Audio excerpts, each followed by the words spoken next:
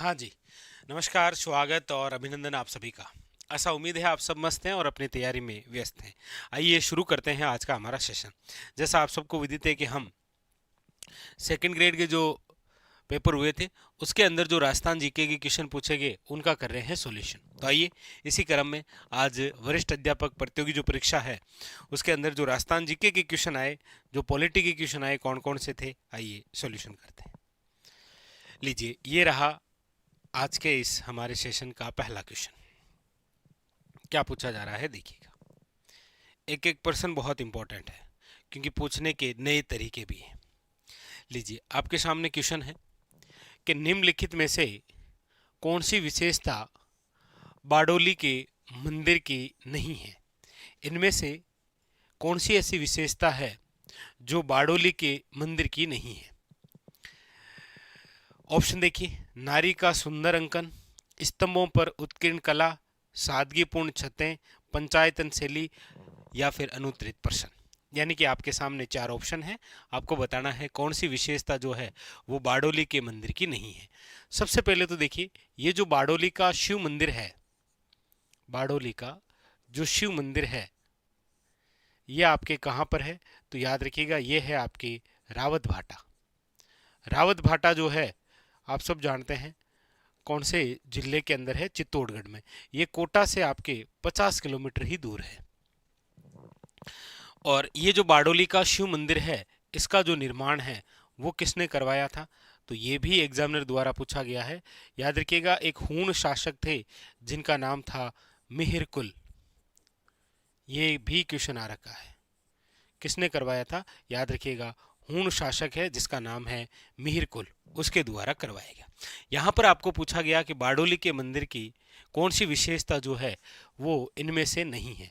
तो देखिए, नारी का सुंदर अंकन यहाँ पर मिलेगा आपको, स्तंभों पर उत्कीर्ण कला भी मिल जाएगी, लेकिन यहाँ पर ये है कि सादगीपूर्ण छतें हैं, नहीं, छतें जो है वो सादगीपूर्ण नहीं है, ये आपके क्या है, कलात्मक,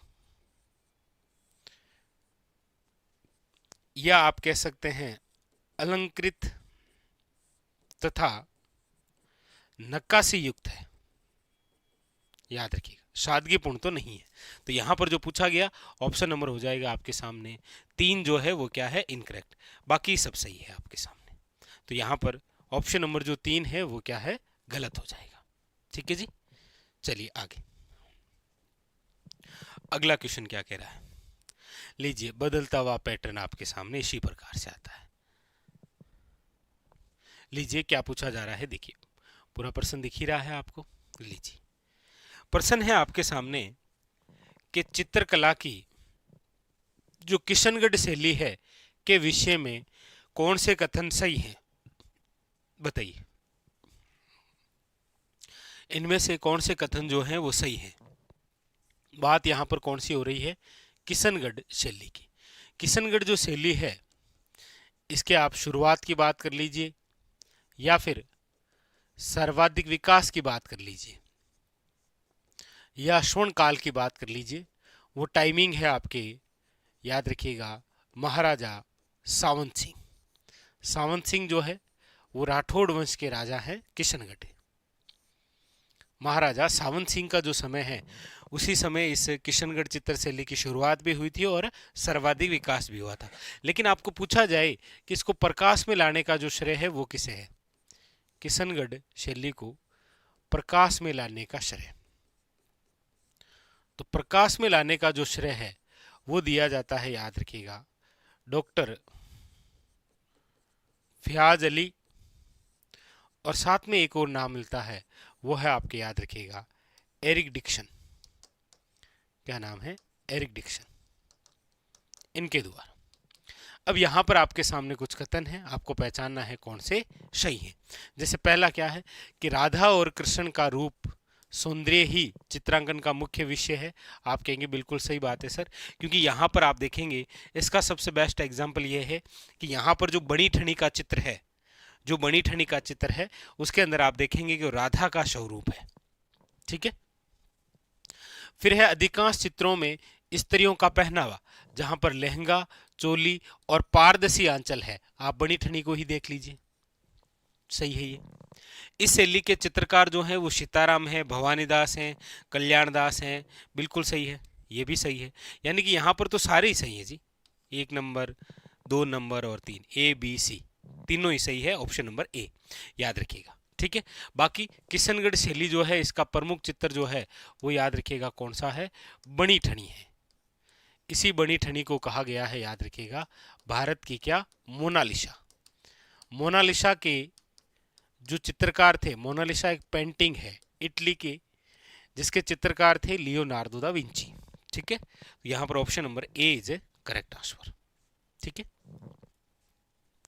अगला अगला है लीजिए, पूछा जा रहा है आपको कि होली के अवसर पर न्याहाण का आयोजन निम्न में से कहाँ किया जाता है। यहाँ पर जिस उत्सव की बात हो रही है वो है आपके न्याहाण उत्सव। और न्याहाण उत्सव की हम बात करते हैं तो याद रखिएगा वो स्थान आ जाता है आपके सांगोद। और सांगोद कहाँ पर है, याद रखिएगा कोटा। कोटा के अंदर ही याद रखिएगा आपके आयोजित होता है क्या, एडवेंचर फेस्टिवल।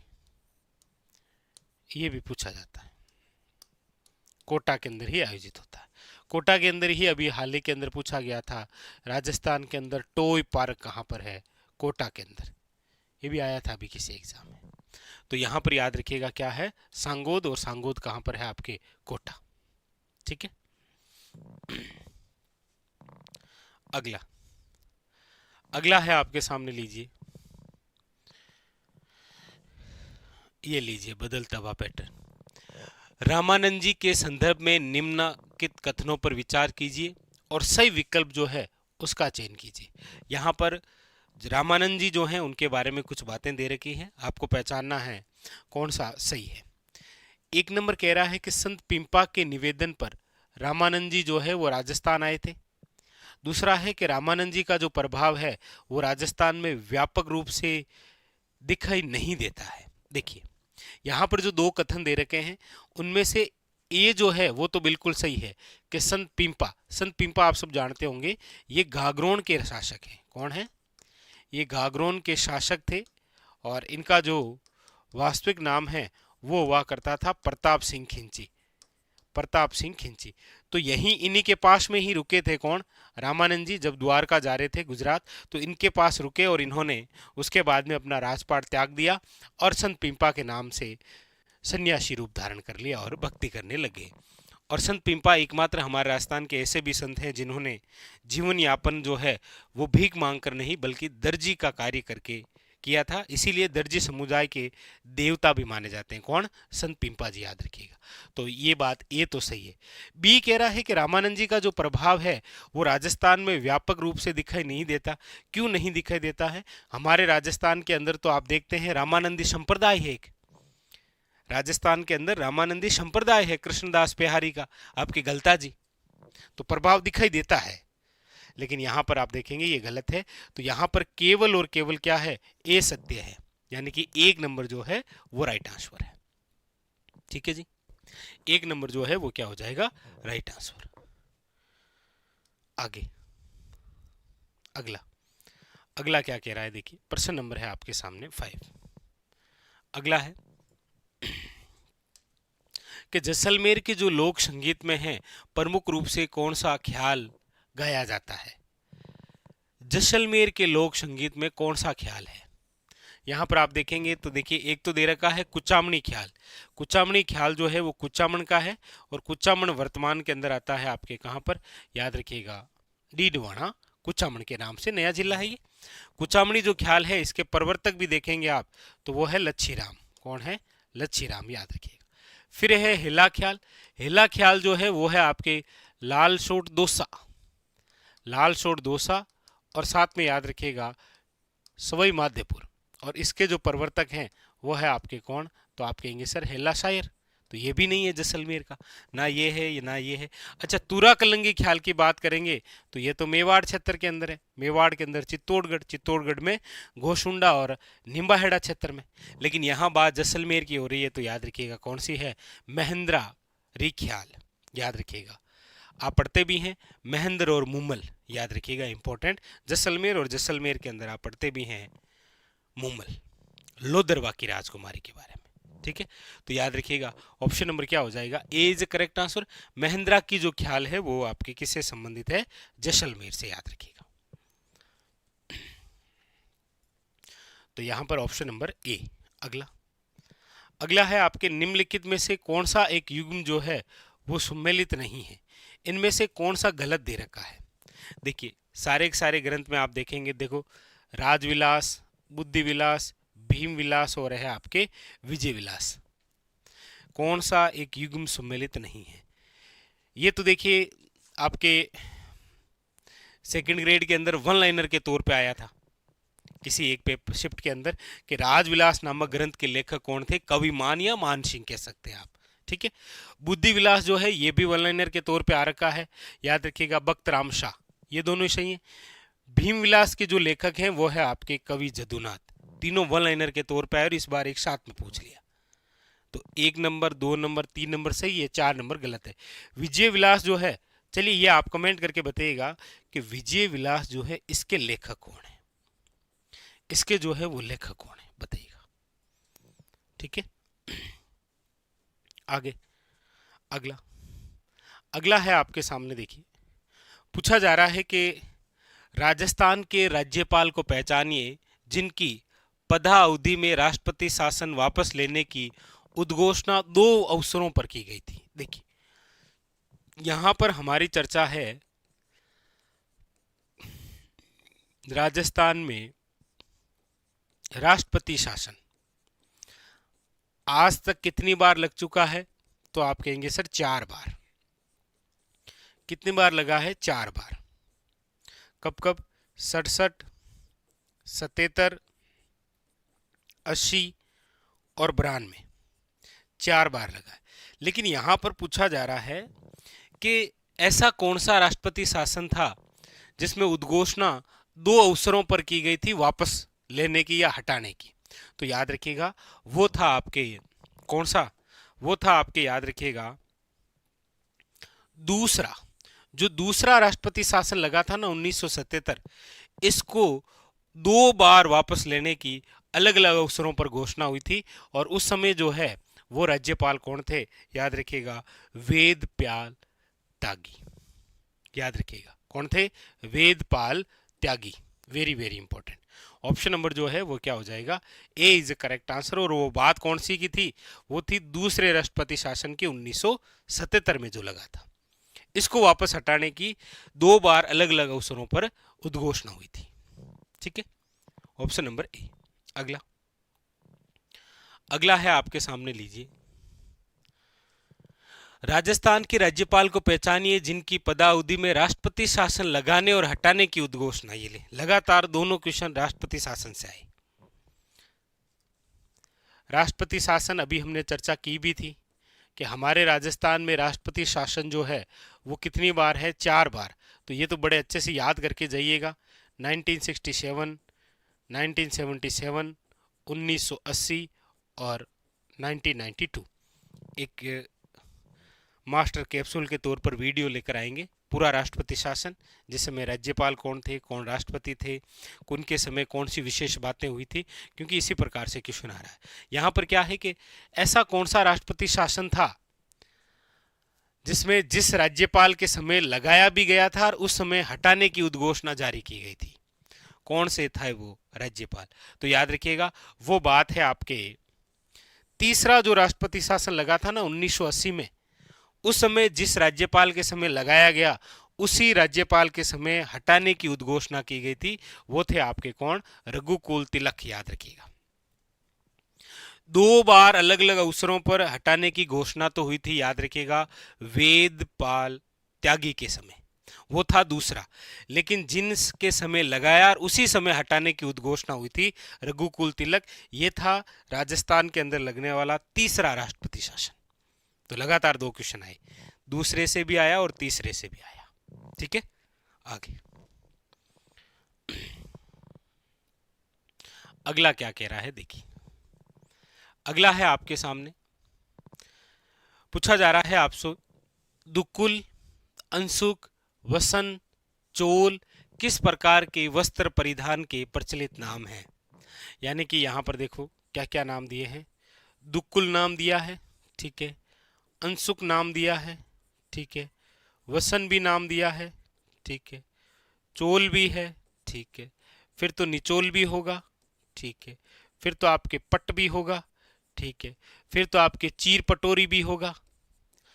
तो सारे के सारे जो नाम हैं याद कर लीजिए, चाहे दुकुल हो, चाहे अंशुक हो, चाहे वसन हो, चोल हो, निचोल हो, पट हो, चीर पटोरी हो, ये सारी सारी जो शब्दावली है वो आपके जिससे संबंधित है वो है आपके कौन सी, याद रखिएगा, साड़ी। किससे संबंधित है, याद रखिएगा, ये सारी सारी जो शब्दावली है वो साड़ी से संबंधित है, याद रखिएगा। हमारे राजस्थान के अंदर साड़ी की यदि हम बात करते हैं तो वो कौन सी साड़ी आती है, मसूरिया साड़ी। और मसूरिया साड़ी जिसे आप कहते हैं कोटा डोरिया, कोटा डोरिया याद रखिएगा। ये आपके कहाँ की, तो याद रखिएगा कोटा। कहाँ की है, याद रखिएगा कोटा, ठीक है। तो ऑप्शन नंबर जो है वो हो जाएगा आपके सामने कौन सा, ए जो है वो करेक्ट आंसर है, ठीक है। याद रखिएगा। इसी प्रकार आपके पगड़ी से संबंधित क्वेश्चन आते हैं, क्योंकि पगड़ी की जो आभूषण होते हैं ना उनसे रिलेटेड क्वेश्चन आते हैं। कौन कौन से, जैसे नाम आता है देखो, सिरपेच, तूरा, कलंगी, मोड़, निम्न में से किस परिधान के आभूषण हैं, तो याद रखिएगा पगड़ी के। ऐसे क्वेश्चन आ रखे हैं पगड़ी से संबंधित, ये क्वेश्चन आ रखा है आपके साड़ी से संबंधित। और इस प्रकार से राजस्थान के अंदर जो परिधान या जो वस्त्र हैं इनसे रिलेटेड लगभग आप देखेंगे एग्जाम के अंदर क्वेश्चन आते आता है, और आता इसी प्रकार से कोई ना कोई शब्दावली विशेष से ही आएगा, ठीक। आगे अगला है, लीजिए, पूछा जा रहा है आपको कि राजस्थान की पहली जो लोकतांत्रिक सरकार थी उसमें शिक्षा विभाग का प्रभार निम्नलिखित में से किसके पास था। राजस्थान की पहली लोकतांत्रिक सरकार की बात हो रही है, यानी कि आप सब जानते हैं कि राजस्थान में प्रथम जो आम चुनाव है, प्रथम आम चुनाव वो कब हुए थे, तो आप कहेंगे सर 1952। और उसी समय जो पहली लोकतांत्रिक सरकार गठित हुई थी उसमें शिक्षा विभाग का जो प्रभारी है वो किसे बनाया गया था। मोहनलाल सुखाड़िया थे, रामकिशोर व्यास थे, नाथूराम मिर्धा थे, या बलवंत सिंह मेहता थे। तो राइट आंसर होगा, याद रखिएगा, नाथूराम मिर्धा। जिसके अंदर हम जिस पेपर की चर्चा कर रहे हैं वो है आपके सेकंड ग्रेड के जो पेपर हुए उनमें जो जीके के क्वेश्चन आए उन सब के बारे में। तो आइए शुरू करते हैं, और आज के सेशन के अंदर राजस्थान ज्योग्राफी के रिलेटेड और थोड़े बहुत करंट से संबंधित जो क्वेश्चन है उनका करेंगे सॉल्यूशन। लीजिए, ये रहा पहला क्वेश्चन। क्या पूछा जा रहा है, नेक्स्ट जोन टेक्सटाइल जो पार्क है राजस्थान के किस जिले में अवस्थित है। नेक्स्ट जोन टेक्सटाइल पार्क कहाँ पर है, अजमेर के अंदर है, पाली के अंदर है, जयपुर में है, या अलवर के अंदर है। देखिए, एक बात तो आप याद रखेंगे कि राजस्थान के अंदर टेक्सटाइल सिटी के नाम से जिसे जाना जाता है, टेक्सटाइल सिटी, वो तो है आपके भीलवाड़ा, ठीक है। यदि आपको पूछा जाए राजस्थान में टेक्सटाइल पार्क कहाँ पर है, टेक्सटाइल पार्क, तो आप कहेंगे सर वो है सिलोरा किशनगढ़, सिलोरा किशनगढ़ अजमेर। यहां पर आपके सामने है नेक्स्ट जोन टेक्सटाइल पार्क, कहां पर है, तो याद रखिएगा ये पार्क है आपके पाली जिले में। और आप सब देख रहे हैं कि वर्तमान के संदर्भ में प्रत्येक एग्जाम के अंदर एक पार्क जरूर आता है। हो सकता है कि आपके एग्जाम में अब जो अगला पार्क आए वो ये है इंपॉर्टेंट। वो कौन सा है, वो है आपके सामने ये नमो वन बायोडाइवर्सिटी जो पार्क है, बायो डाइवर्सिटी,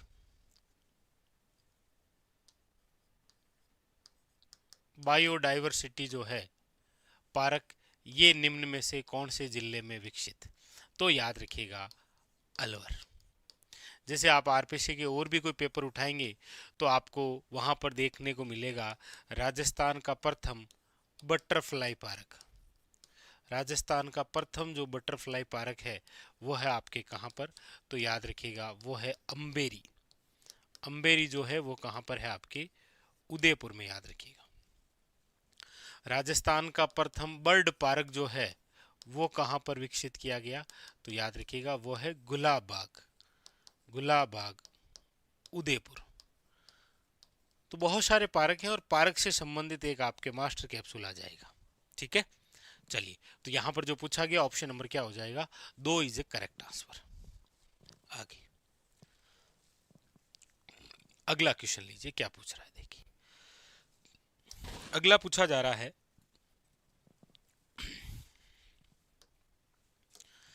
निम्नलिखित में से कौन सा सही सुमेलित है? एक तरफ वन्य जीव अभ्यारण्य है और एक तरफ इनकी अवस्थिति दे रखी है।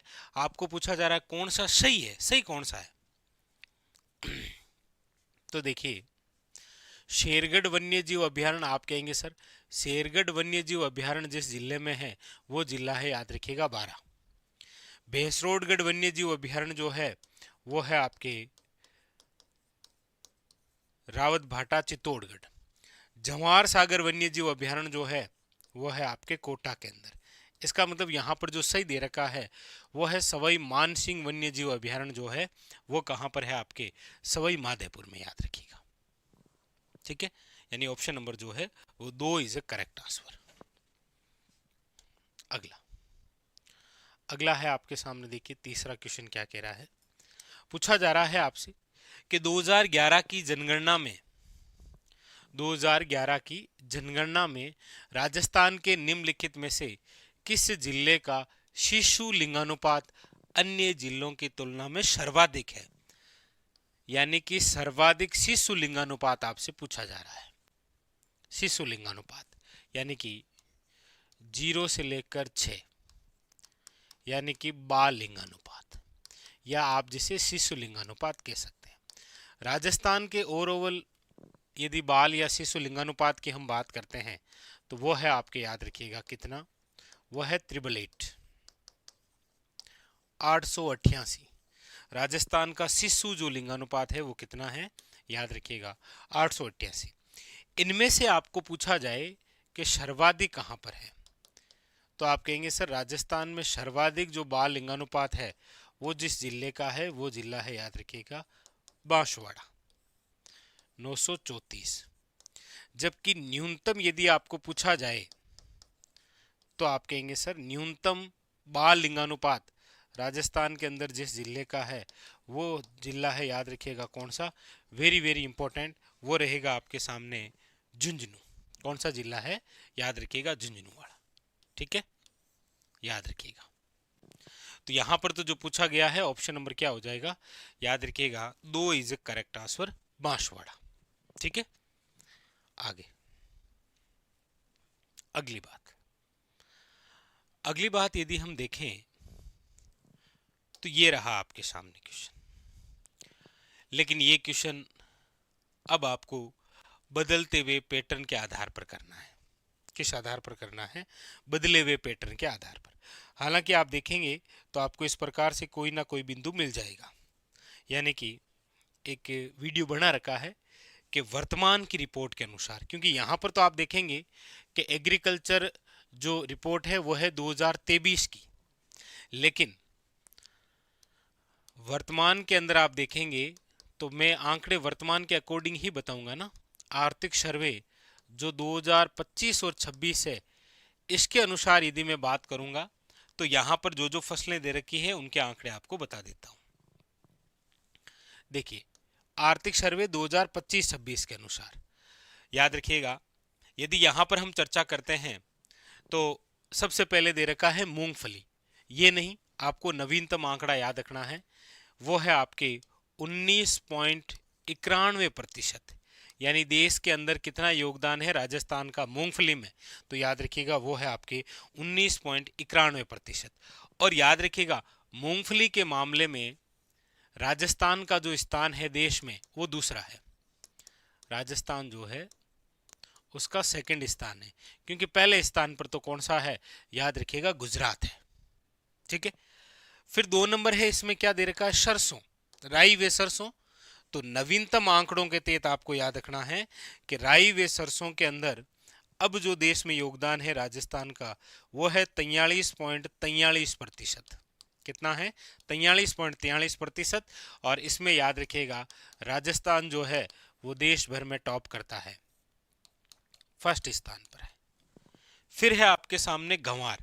गंवार की भी यदि मैं बात करूं तो याद रखिएगा राजस्थान जो है वो पूरे देश भर के अंदर गंवार के मामले में भी क्या है, टॉप पर। और याद रखिएगा कोरोना काल के बाद पहली बार इस बार आर्थिक सर्वे 2025-26 के अंदर किसके आंकड़े आए हैं, गंवार के आए हैं। याद रखिएगा नवीनतम बदलते हुए पैटर्न के आधार पर।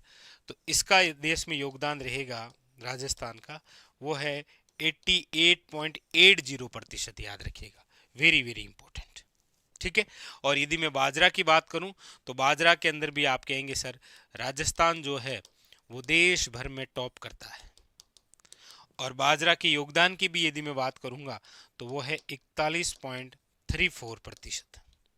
तो हो सकता है कि अगले एग्जाम में आपके सामने इस प्रकार से ये आंकड़े आए। ठीक है, इस प्रकार से कोई आंकड़ा आ सकता है, याद रखेंगे। तो मूंगफली के अंदर देश में राजस्थान का योगदान, सरसों में योगदान, गंवार में योगदान, और याद रखेंगे ये बाजरे में योगदान। ठीक है, चलिए आगे अगला क्वेश्चन। अगला है आपके सामने, देखिए कि निम्नलिखित में से कौन से जिले उनके सामान्य वार्षिक वर्षा के आधार पर सही अवरोही क्रम में व्यवस्थित हैं। अवरोही क्रम का मतलब आप समझ गए होंगे क्या, कि सर ज्यादा से कम की ओर जाना है, ज्यादा से कम की ओर, यही तो है अवरोही क्रम, ज्यादा से कम की ओर की तरफ जाना है, मतलब घटता हुआ क्रम बताना है आपको, घटता हुआ क्रम, घटता हुआ क्रम बताना है। क्या बताना है, वो बताना है वर्षा के आधार पर। और 3 जिले ऑप्शन में है, मैप ये रहा, 3 जिलों की लोकेशन दर्शा दीजिए, सिंपल सा आंसर आपके सामने आ जाएगा। 3 जिले कौन कौन से हैं देख लीजिए। एक तो है बांसवाड़ा, ठीक है, एक है भीलवाड़ा, ठीक है, और एक है आपके सामने कौन सा, हनुमानगढ़। तो अब यदि जैसे ही आपने इनको मैप में रखा, मेरे हिसाब से आपके सामने इसका आंसर आ चुका है कि सर घटता क्रम बताना है, ज्यादा से कम की ओर जाना है। तो इसमें सबसे ज्यादा बारिश जो है वो कहां पर होगी, बांसवाड़ा में। फिर 2 नंबर पर कहां होगी, भीलवाड़ा में। और 3 नंबर पर कहां पर होगी, हनुमानगढ़ में। सबसे एजुकेशन, कहीं कोई दिक्कत नहीं है। बांसवाड़ा, भीलवाड़ा और हनुमानगढ़। ऑप्शन नंबर क्या है, A is a correct answer. ठीक है, अगला अगला है, लीजिए, ये भी बड़ा शानदार सा क्वेश्चन आया आपके सामने, दिख रहा है ना आपको, ठीक है, क्योंकि इसको भी हमें मैप के माध्यम से जमाना है। तो और छोटा कर दूं क्या, चलो कोई नहीं, एक बार देख लीजिए क्या पूछ रहा है। ये पूछ रहा है निम्नलिखित में से कौन सा पश्चिम से पूर्वे की ओर है। पश्चिम से पूर्वे की ओर जमाना है इनको। आपके सामने 3 पठार दे रखे हैं, देखो कौन कौन से। एक तो उड़िया का पठार है, एक मुकुंदरा की पहाड़ियां हैं, और एक भोराट का पठार है। सबसे पहले तो आपको इनकी लोकेशन आती है, आप कहेंगे बिल्कुल सर, क्योंकि देखिए सिरोही का जो पठार है, यानी उड़िया का जो पठार है, सॉरी, वो कौन से जिले में है, सिरोही में। उड़िया का जो पठार है वो राजस्थान के कौन से जिले में है, तो आप कहेंगे सर सिरोही जिले में। ठीक है। मुकुंदरा की पहाड़ियां कहां पर है, तो आप कहेंगे सर ये है कोटा और झालावाड़ में, कोटा और झालावाड़ के अंदर। ठीक है। फिर है आपके भोराट का पठार, भूमट का नहीं है, भोराट का पठार है। आप कहेंगे सर ये है आपके गोगुंदा उदयपुर से कुंभलगढ़ राजसमंद में। बस इनकी लोकेशन आपको पता है तो मैप में जैसे ही दर्शाएंगे इनका सही क्रम आ जाएगा। कौन सा पूछ रहा है, पश्चिम से पूर्वे की ओर। देखिए ये रहा आपके सामने मैप, ठीक है, ये मैप, ये पश्चिम है और ये आपके क्या है, पूर्व है। तो पश्चिम से पूर्व की ओर ही पूछ रहा है, ऐसे ही तो पूछा जा रहा है। अब आपके सामने यहाँ पर जो 3 पठार दे रखे हैं, उनमें सबसे पहले पश्चिम की तरफ यदि हम बात करेंगे तो कौन सा आएगा? आप कहेंगे सर सबसे इधर की तरफ बात करेंगे तो यहाँ पर एक जिला है, कौन सा है, जिसका नाम है सिरोही। सबसे पहले यहाँ पर तो कौन सा पठार आ जाएगा? सबसे पहले आएगा उड़िया का पठार। ये लो, कौन सा है यहाँ पर? यहाँ पर है आपके उड़िया का पठार। उसके बाद में फिर कौन सा है? आप कहेंगे सर फिर यहाँ पर आप उदयपुर और राजसमंद की बात कर सकते हैं, क्योंकि उदयपुर और राजसमंद जो है वो आपके यहाँ पर रहा, और ये जो पठार है भोराट का पठार, ये यहाँ पर रहा। इस प्रकार से ये रहा भोराट का पठार, ये कौन सा है? भोराट का पठार। और उसके बाद में जो बचा है वो आपको दिख ही रहा है, कौन सा हो जाएगा कि सर अगला जो है वह है मुकुंदरा की पहाड़ियां, जो कि यहां पर है। ये लो मुकुंदरा। इसका मतलब पश्चिम से पूर्व की ओर चलेंगे तो पहले उड़िया का पठार आएगा, फिर भोराट का पठार आएगा, फिर मुकुंदरा की पहाड़ियां आएगी। आपके सामने रहा, यानी ऑप्शन नंबर जो है वो क्या हो जाएगा? 4। 4 इज ए करेक्ट आंसर। चलिए अगला, अगला है आपके सामने, ये रहा, लीजिए। निम्नलिखित तथ्यों के आधार पर नदी की पहचान कीजिए। निम्नलिखित तथ्यों के आधार पर नदी की पहचान करनी। आपके सामने कुछ कथन दिए हुए हैं, आपको पहचानना है वो कौन सी नदी से संबंधित है। सबसे पहली बात कि ये राजसमंद जिले में बिजराल ग्राम की पहाड़ियों से उद्गमित होती है। मतलब यहाँ पर जो 4 नदियां ऑप्शन के अंदर है, उनमें से एक ऐसी नदी है जिसका उद्गम बिजराल की गांव, यानी बिजराल जो गांव है उसकी पहाड़ियों से होता है, और ये गांव कहां पर है? राजसमंद में। ठीक। फिर कह रहा है कि ये बनास नदी की क्या है? सहायक नदी है। आप कहेंगे सर जैसे ही बनास नदी की सहायक नदी पूछा तो ये ऑप्शन तो कट हो गया, मेज नदी। तो ठीक है। फिर बची कोठारी नदी, बेड़च और खारी। आप कहेंगे सर कोठारी नदी जो है इसका जो उद्गम है वो होता है दिवेर की पहाड़ियों से, याद रखिएगा। बेड़च का ही नाम है आयड़ और उसका उद्गम होता है गोगुंदा से। आप कहेंगे सर खारी नदी है जिसका उद्गम होता है आपके कहां से? राजसमंद जिले की बिजराल पहाड़ियों से, बिजराल गांव की पहाड़ियों से। ये बनास की सहायक नदी भी है और उसकी जो कुल लंबाई है वो कितनी है? 80 किलोमीटर। मतलब यहां पर जो बात हो रही है वो किसकी है? खारी नदी की है। Option number 3 is a correct answer. आगे अगला है जनगणना 2011 के अनुसार शहरी राजस्थान में 2001 से लेकर 11 तक दशकीय परिवर्तन निम्न में से किस जिले में हुआ? यानी कि यहां पर जो बात हो रही है वो हो रही है दशकीय वृद्धि की। दशकीय वृद्धि यानी 2001 से लेकर 2011, ये जो दशकीय वृद्धि है, यदि मैं राजस्थान की बात करूं तो वो है 21.31%। अच्छा, राजस्थान में भी यदि यदि सर्वाधिक की बात करूंगा तो फिर वो है बाड़मेर की, वो 32.5 है जी। और यदि मिनिमम की मैं बात करूंगा तो फिर वो है गंगानगर, वो मात्र 10% है। लेकिन यहाँ पर तो आप देखेंगे कि पूछा गया है शहरी राजस्थान में, और शहरी राजस्थान की जब बात आएगी दशकीय वृद्धि में सबसे कम, तो फिर आप याद रखिएगा वो हो जाएगा कौन सा? प्रतापगढ़। ऑप्शन नंबर है 2। अगला, अगला है आपके सामने, लीजिए कि India state of forest report 2023 के अनुसार निम्नलिखित में से सबसे कम कुल वनावरण क्षेत्र वाले जिलों का युग्म कौन सा है? बहुत ही अच्छा और बेहतरीन सा क्वेश्चन। कंफ्यूजन केवल आपको इन 2 में होता है और कहीं नहीं, एक तो 3 नंबर में और एक 4 नंबर में, क्योंकि यहां पर बातें अलग अलग है। यहां पर आपसे क्या पूछा जा रहा है? सबसे पहले तो देखिए सबसे कम वन की बात हो रही है। सबसे कम किसकी बात हो रही है? वन। लेकिन सबसे कम वन 2 प्रकार से, एक तो क्षेत्रफल के आधार पर और एक आपको पूछता है प्रतिशत के आधार पर। भाई राजस्थान में सबसे ज्यादा कम वन है, क्षेत्रफल के आधार पर कहां है और प्रतिशत के आधार पर कहां है? तो देखिए प्रतिशत के आधार पर यदि हम बात करेंगे तो 1 नंबर चूरू है और 2 नंबर आपके क्या है, जोधपुर है। लेकिन जब क्षेत्रफल की हम बात करेंगे तो 1 नंबर चूरू है और 2 नंबर क्या है, आप कहेंगे सर हनुमानगढ़ है। इसीलिए हो सकता है कि 3 और 4 में क्या हो, कंफ्यूजन, लेकिन यहां पर बात क्षेत्र की हो रही है, ना कि प्रतिशत की। ऑप्शन नंबर क्या हो जाएगा, 4 इज ए करेक्ट आंसर। ठीक है, याद रखिएगा।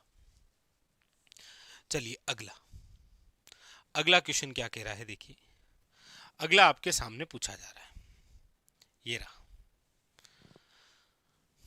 अगला क्वेश्चन है कि पशु गणना 2019 के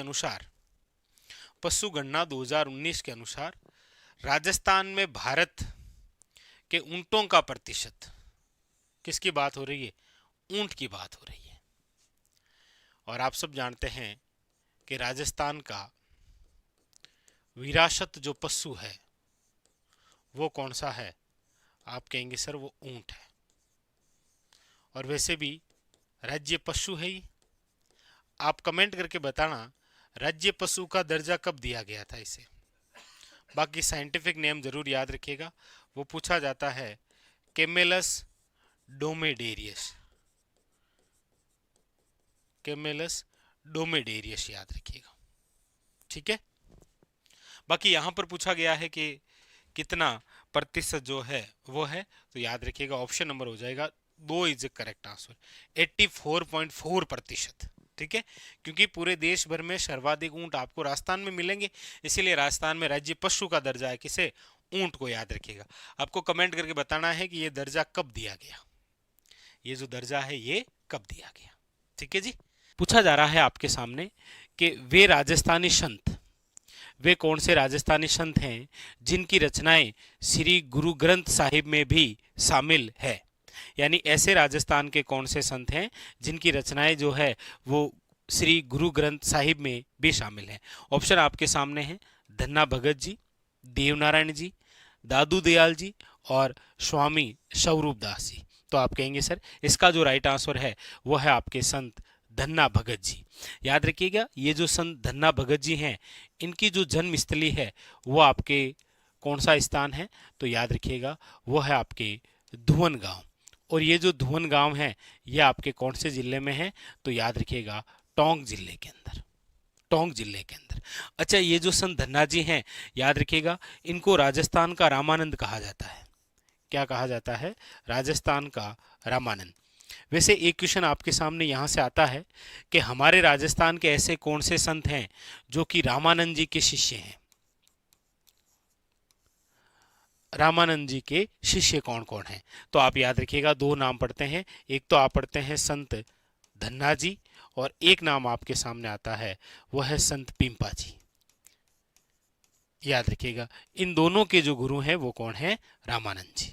ठीक है, तो ऑप्शन नंबर हो जाएगा आपके सामने ए इज ए करेक्ट आंसर। ठीक है, अगला क्वेश्चन है आपके सामने, पूछा जा रहा है आपको कि राजस्थान में मत्स्य जो उत्सव है वो किस क्षेत्र में आयोजित किया जाता है। राजस्थान में जो मत्स्य उत्सव है वो किस क्षेत्र में आयोजित किया जाता है। आप सब जानते हैं लगभग एग्जाम के अंदर महोत्सव या उत्सव से रिलेटेड जरूर क्वेश्चन आता है। जैसा कि अभी जो शिक्षक भर्ती के एग्जाम हुए उनके अंदर क्वेश्चन आया था, राजस्थान के कौन से जिले में आभानेरी उत्सव जो है वो आयोजित किया जाता है। तो आप सब जानते हैं आभानेरी कहाँ पर है, दौसा के अंदर। उसी प्रकार यहाँ पर आपके सामने क्वेश्चन है कि मत्स्य उत्सव जो है वो निम्न में से कौन से क्षेत्र में मनाया जाता है, तो आप याद रखिएगा अलवर के अंदर। मत्स्य जो उत्सव है वो कौन से जिले के अंदर है या कौन से क्षेत्र में, यहाँ पूछा गया तो याद रखिएगा अलवर। ठीक है, चलिए आगे इस पेपर के अंदर राजस्थान जीके के जो क्वेश्चन है उनके बारे में हम चर्चा करते हैं। ठीक है, लीजिए अगला क्वेश्चन है आपके सामने, पूछा जा रहा है आपसे कि राजस्थान राज्य की पहली मेट्रो लाइन जो 2015 के अंदर जयपुर में शुरू हुई थी उसका नाम क्या था। आप सब जानते हैं क्वेश्चन आता है कि हमारे राजस्थान का एकमात्र मेट्रो शहर किसे कहा जाता है, तो आप सब जानते हैं वो है आपके जयपुर। और जयपुर के अंदर ये जो राज्य की पहलो मेट्रो लाइन शुरू हुई है, इसका नाम क्या रखा गया? तो आप सब जानते हैं जयपुर को क्या कहते हैं आप? पिंक सिटी, पिंक सिटी, गुलाबी नगरी कहते हैं। तो इस लाइन का जो नाम रखा गया था वो था आपके पिंक लाइन। ऑप्शन नंबर क्या है? याद रखिएगा, A is a correct answer. ठीक है, आगे अगला क्वेश्चन देखते हैं। अगला क्वेश्चन है आपके सामने, वो ये रहा। ये क्वेश्चन भी काफी सारे एग्जामों के अंदर आ रहा है अभी वर्तमान में। क्वेश्चन है आपके सामने कि निम्नलिखित में से कौन सा राजस्थानी लोक नृत्य ऐसा है जिसमें कलाकार अपने सिर पर कई पीतल के घड़े या मिट्टी के मटके संतुलित करते हैं और जिसे पुरुष और महिलाएं दोनों प्रस्तुत करते हैं? यानी कि राजस्थानी लोक नृत्य का ऐसा कौन सा नृत्य है या लोक नाट्य भी आप कह सकते हैं जिसके अंदर महिला और पुरुष दोनों मिलकर, जिसमें महिलाओं द्वारा अपने सिर पर काफी सारे घड़े रखकर संतुलित करते हैं। जैसे आपने नाम सुना होगा एक प्रवीण प्रजापत का, जैसे नाम सुना होगा आपने अश्मिता काड़ा का, जिन्होंने अपने सिर पर 111 मटके रखकर नृत्य किए थे। तो वैसे तो इस नृत्य को आप कहते हैं मटका नृत्य। क्या कहते हैं? मटका नृत्य। और ये जो मटका नृत्य है ये किस नृत्य का नाम है? तो याद रखिएगा वो है भवाई नृत्य। किसका नाम है? याद रखिएगा, ऑप्शन नंबर है आपके सामने, सी इज करेक्ट आंसर, भवाई। ठीक है, आगे अगला क्वेश्चन देखिए। अगला जो क्वेश्चन है वो आपके सामने ये रहा। यहां पर आपके सामने क्वेश्चन आया है, वो आया है तराइन के युद्ध से। देखिए, तराइन के युद्धों की जब भी आप बात करते हैं तो वैसे तो इतिहास में तराइन के 3 युद्ध हुए हैं, लेकिन हमारे एग्जाम की दृष्टि से 2 युद्ध बड़े खास हैं। कौन कौन से? देखो, तराइन के युद्ध की चर्चा करते हैं। तराइन युद्ध, तराइन कहां पर है? तो आप सब जानते हैं हरियाणा। तराइन कहां पर है? हरियाणा।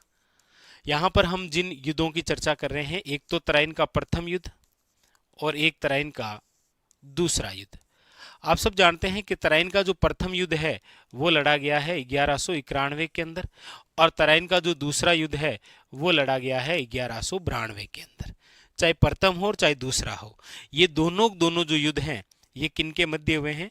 तो एक तरफ तो आप कहेंगे सर पृथ्वीराज चौहान तृतीय, पृथ्वीराज चौहान तृतीय, और सामने कौन था? तो आप कहेंगे सर मोहम्मद गोरी। जो तराइन का प्रथम युद्ध हुआ था उसमें कौन विजय हुए थे? तो याद रखिएगा, तराइन का जो प्रथम युद्ध है वो विजय हुए थे पृथ्वीराज तृतीय, और तराइन का जो दूसरा युद्ध है वो कौन विजय हुए थे? तो याद रखिएगा गोरी। अक्सर क्वेश्चन आते हैं पहला कब हुआ, दूसरा कब हुआ, किन के मध्य हुआ, पहला कौन जीता और दूसरा कौन जीता। यहाँ पर है कि तराइन के प्रथम युद्ध में पृथ्वीराज तृतीय ने किसे पराजित किया था? तो आप कहेंगे सर मोहम्मद गोरी को।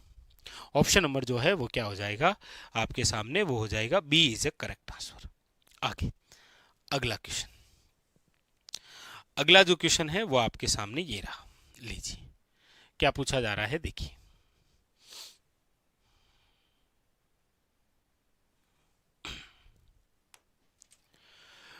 पूछा जा रहा है आपसे कि निम्नलिखित झीलों में से कौन सी झील जो है वो राज्य में सबसे उत्तरी दिशा में स्थित है?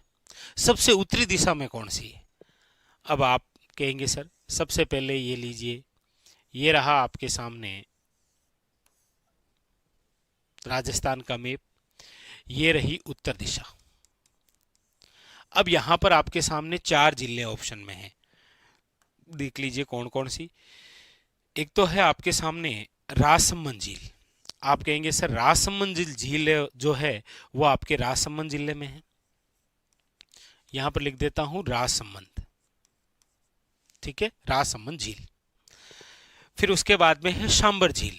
आप कहेंगे सर सांबर झील, जिसका विस्तार जो है वो आप अक्सर पढ़ते भी हैं, 3 जिलों के अंदर पढ़ते हैं आप भाई, जयपुर में है, नागौर में है और अजमेर के अंदर है। 33 के अकॉर्डिंग की बात कर रहा हूं मैं।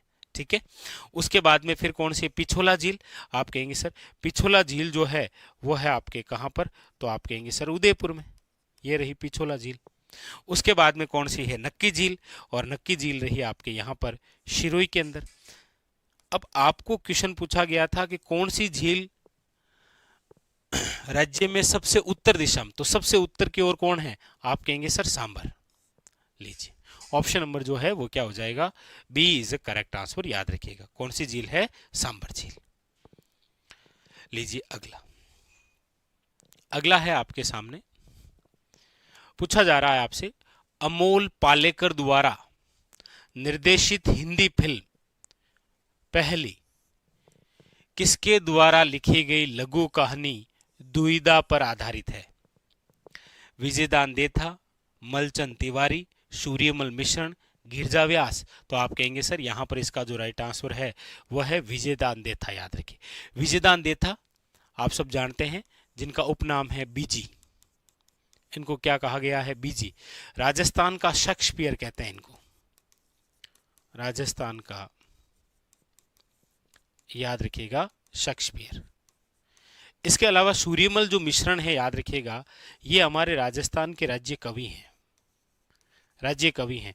इनकी भी बहुत सारी प्रसिद्ध प्रसिद्ध रचनाएं हैं जहां से क्वेश्चन आता है। जैसे इनकी प्रसिद्ध रचनाओं में आप सुनते हैं वंश भास्कर है, वीर सतसई है, बलवंत विलास है, बलवंत विलास है, याद रखिएगा राम रंजाट है, राम रंजाट है, छादोमयुग है, छादोमयुग, और इसके अलावा याद रखिएगा एक क्षतिरासु, ये भी इनकी रचना है। तो इनसे रिलेटेड भी क्वेश्चन आ जाता है, याद रखिएगा, सूर्यमल मिश्रण। लेकिन यहां पर जो पूछा गया ऑप्शन नंबर क्या है? याद रखिएगा A is a correct answer, Vijaydan Detha. Vijaydan Detha की एक और बड़ी प्रसिद्ध रचना है, वो है आपके बातारी फुलवारी। कौन सी है? बातारी फुलवारी। अब यहां से एक क्वेश्चन तो मैं आपसे पूछूंगा कि बातारी फुलवारी जो है उसमें कुल कितने खंड हैं? बताइए, बातारी फुलवारी में कुल कितने खंड हैं, ये आपको बताना है। ठीक है, चलिए आगे। अगला जो क्वेश्चन है आपके सामने वो है आपके कुछ इस प्रकार से, ये लीजिए क्या पूछा गया है, देखिए। राजस्थान का वह जिला जो पाकिस्तान के साथ सबसे छोटी अंतर्राष्ट्रीय सीमा साझा करता है। यहां पर बात जो है वो है आपकी कौन सी? अंतर्राष्ट्रीय सीमा की। जैसा देखिए ये रहा आपके सामने राजस्थान का मैप।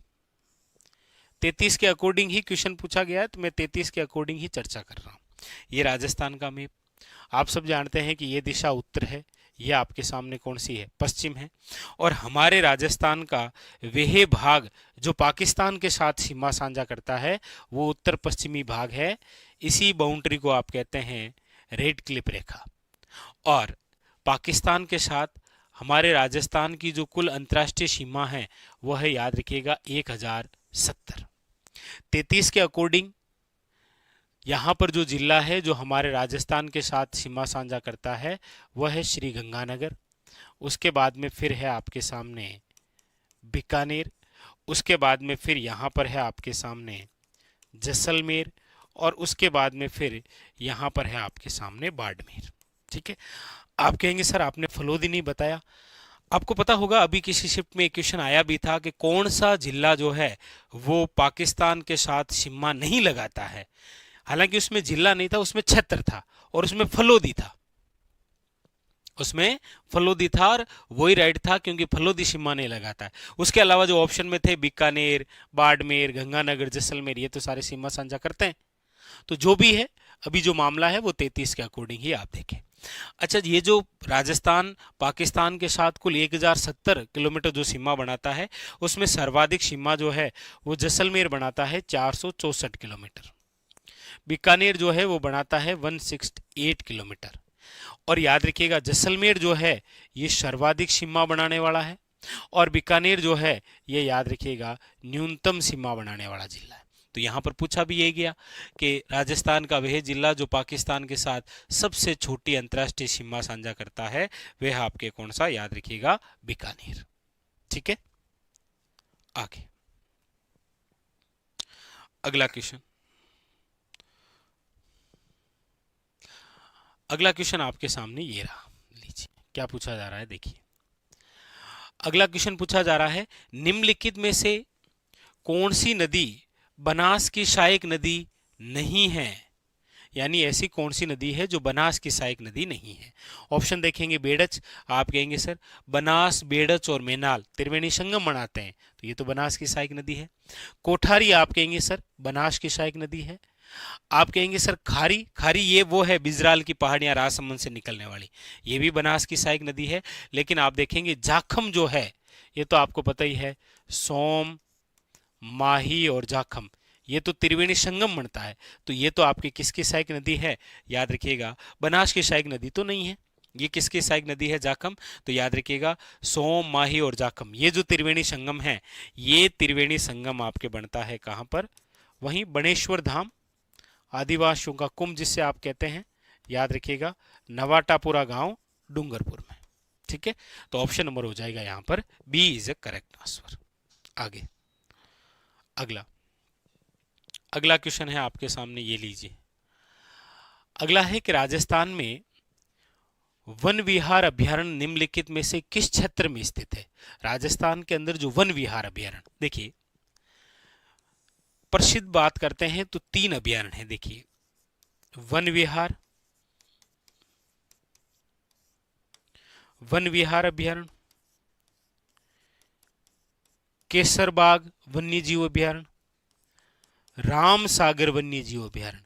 और ये जो अभ्यारण्य हैं, याद रखिएगा ये तीनों आपके जिस जिले में आते हैं वो जिला है कौन सा? याद रखिएगा धौलपुर। अक्सर कई बार क्वेश्चन आया है इनमें से कोई वन लाइनर देखकर, या फिर पूछ लेता आपको कि कौन सा ऐसा अभ्यारण्य है जो धौलपुर में नहीं है, याद रखेंगे आप। ठीक है, तो ये तीनों ही आपके कहां पर है? धौलपुर के अंदर। लीजिए आगे अगला क्वेश्चन जो है वो आपके सामने ये रहा।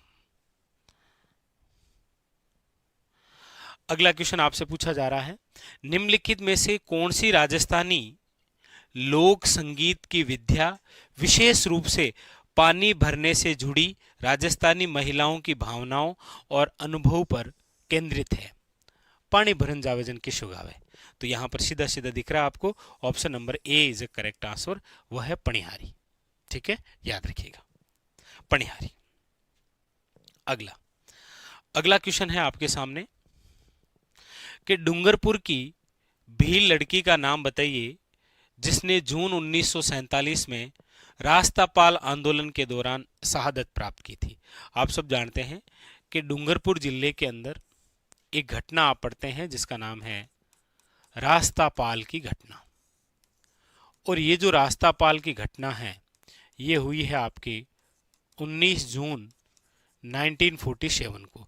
ये जो रास्तापाल स्थान है ये आपके कौन से जिले में आता है या कौन सी रियासत में आए, ये भी पूछा जाए तो आप याद रखिएगा कौन सा है? डूंगरपुर। और इस रास्तापाल की घटना में जो बालिका शहीद हुई थी वो है आपके, याद रखिएगा कौन सी? कालीबाई। Very very important.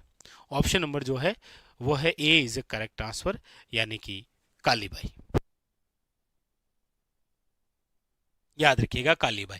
पूछा जाता है कि कालीबाई की जो प्रतिमा है, अक्सर क्वेश्चन आता है कि कालीबाई की जो प्रतिमा है वो निम्न में से कौन सी झील के किनारे लगी हुई है? तो याद रखिएगा वो है आपके गेप सागर झील के किनारे, गेप सागर झील के किनारे डूंगरपुर में। ठीक है, और ये जो प्रतिमा है ये किससे निर्मित है? याद रखिएगा काले पत्थर से। और कालीबाई अपने शिक्षक जो है वो सेंगा भाई को बचाते हुए वीर गति को प्राप्त हुई थी। ठीक है, वेरी वेरी इंपॉर्टेंट, ध्यान रखिएगा। अगला अगला क्वेश्चन,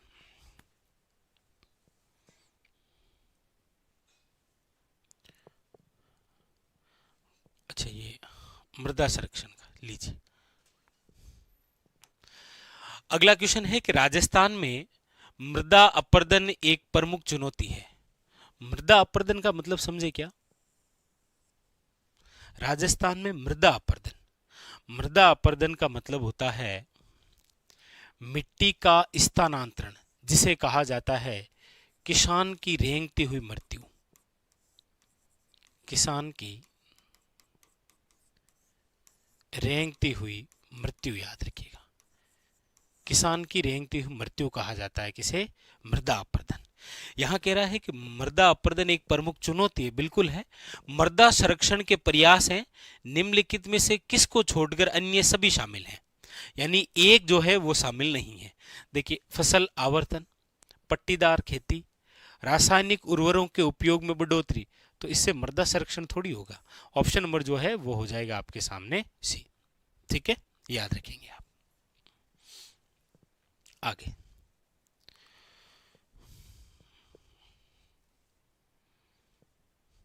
अगला है आपके सामने, यहां से ये ले, जनगणना से तो क्वेश्चन आने आने हैं आपके, 2011 वाली से तो आने आने हर एग्जाम में। भारत की जनगणना 2011 के अनुसार राजस्थान के निम्नलिखित जिलों में से किसमें महिला साक्षरता दर जो है वो सबसे कम थी?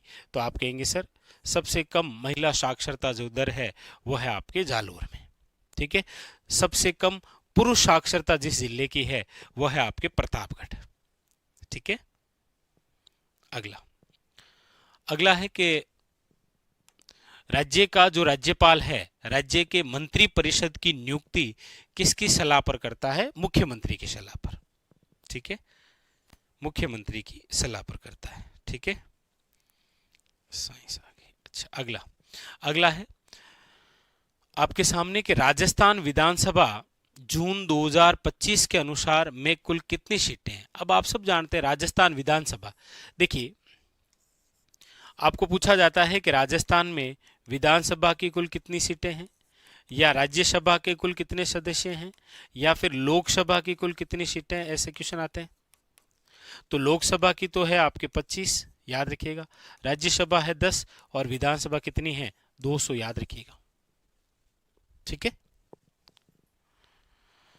अगला ये आपके सामने 2021 के अंदर करंट से संबंधित क्वेश्चन था, वो पूछा गया कि राजस्थानी कविता संग्रह, याद रखिएगा, वेरी वेरी इंपॉर्टेंट, ये काफी सारे फर्स्ट ग्रेड एग्जामों के अंदर भी पूछा गया था कि मुक्ति जो है जिसने 2021 में साहित्य अकादमी पुरस्कार जीता किसके द्वारा लिखी गई है? तो याद रखिएगा मिटेश निर्मोही की रचना है मुगेती, याद रखिएगा। ठीक है, मुगेती।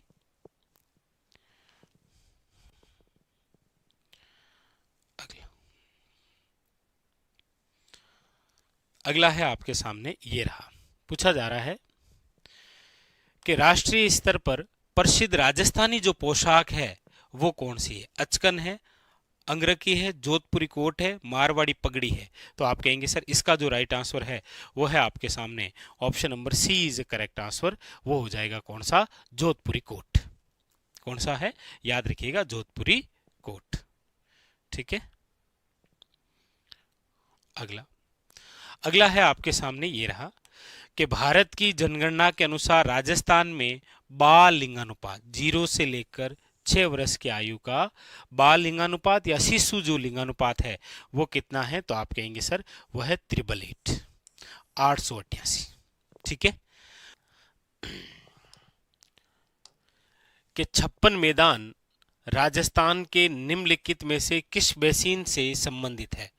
56 का मैदान, देखिए एक तो होता है आपके 56 की पहाड़ियां, ये भी क्वेश्चन आया है कई बार। तो आप कहेंगे सर 56 की जो पहाड़ियां विस्तृत है वो जिला है आपके बाड़मेर व जालोर, याद रखेंगे। 33 के अकॉर्डिंग बात कर रहा हूं। और वैसे आप सब जानते हैं कि 56 की पहाड़ियां जो है वो है सिवाना से लेकर बालोतरा, सिवाना से बालोतरा तक 56 गुम्बदाकार जो पहाड़ियां हैं, कौन सी? 56 गुम्बदाकार जो पहाड़ियां हैं उन्हें आप क्या कहते हैं? याद रखिएगा 56 की पहाड़ियां। उसी प्रकार यहां पर है आपके 56 का मैदान। आप कहेंगे सर 56 का मैदान जो विस्तृत है, याद रखिएगा सबसे पहले तो ये माही नदी जो है, माही नदी का मध्यवर्ती भाग है। माही नदी का पूछा जाता है वन लाइनर, माही नदी का मध्यवर्ती भाग क्या कहलाता है? तो आप कहेंगे सर 56 का मैदान। और 56 का मैदान जो है वो कहां कहां विस्तृत है? तो याद रखिएगा 56 का मैदान विस्तृत है आपके प्रतापगढ़, याद रखिएगा बांसवाड़ा, याद रखिएगा डूंगरपुर, याद रखिएगा उदयपुर। आप कहेंगे सर इतने जिलों में, बिल्कुल, किसी एग्जाम में ये क्वेश्चन पूछा भी गया था जहां पर इस प्रकार से ऑप्शन में था कि छप्पन का मैदान निम्न में से कहां कहां विस्तृत है, तो प्रतापगढ़, बांसवाड़ा, डूंगरपुर और याद रखिएगा उदयपुर जो जिले हैं यहां पर विस्तृत है आपके क्या, याद रखिएगा छप्पन का मैदान। और ये माही नदी का क्या है, मध्यवर्ती भाग, तो ये किसका हिस्सा हो गया, माही बेसिन का। ऑप्शन नंबर हो जाएगा बी इज करेक्ट आंसर। लीजिए आगे, अगला क्वेश्चन आपके सामने यही है। पूछा जा रहा है आपसे कि राजस्थान के कोटा, बूंदी, झालावाड़ क्षेत्रों में निम्नलिखित में से किस प्रकार की मिट्टी मुख्य रूप से पाई जाती है। यानी कोटा, बूंदी और झालावाड़, आप कहेंगे ये एरिया जो है इसे आप कहते हैं हाड़ौती क्षेत्र। और राजस्थान के अंदर ये जो हाड़ौती क्षेत्र है ये कौन से, तो आप कहेंगे सर दक्षिण पूर्वी भाग में है। और दक्षिण पूर्वी भाग में किस प्रकार की मिट्टी विस्तृत है, तो आप कहेंगे सर वो है काली मिट्टी, याद रखिएगा। ऑप्शन नंबर क्या है, सी इज ए करेक्ट आंसर, काली मिट्टी, जिसे आप याद रखिएगा कहते हैं श्वेते जुतई वाली मिट्टी, श्वेते जुतई वाली मिट्टी। और याद रखिएगा इसी मिट्टी को आप कहते हैं रेगूर मिट्टी, क्या कहते हैं, रेगूर मिट्टी।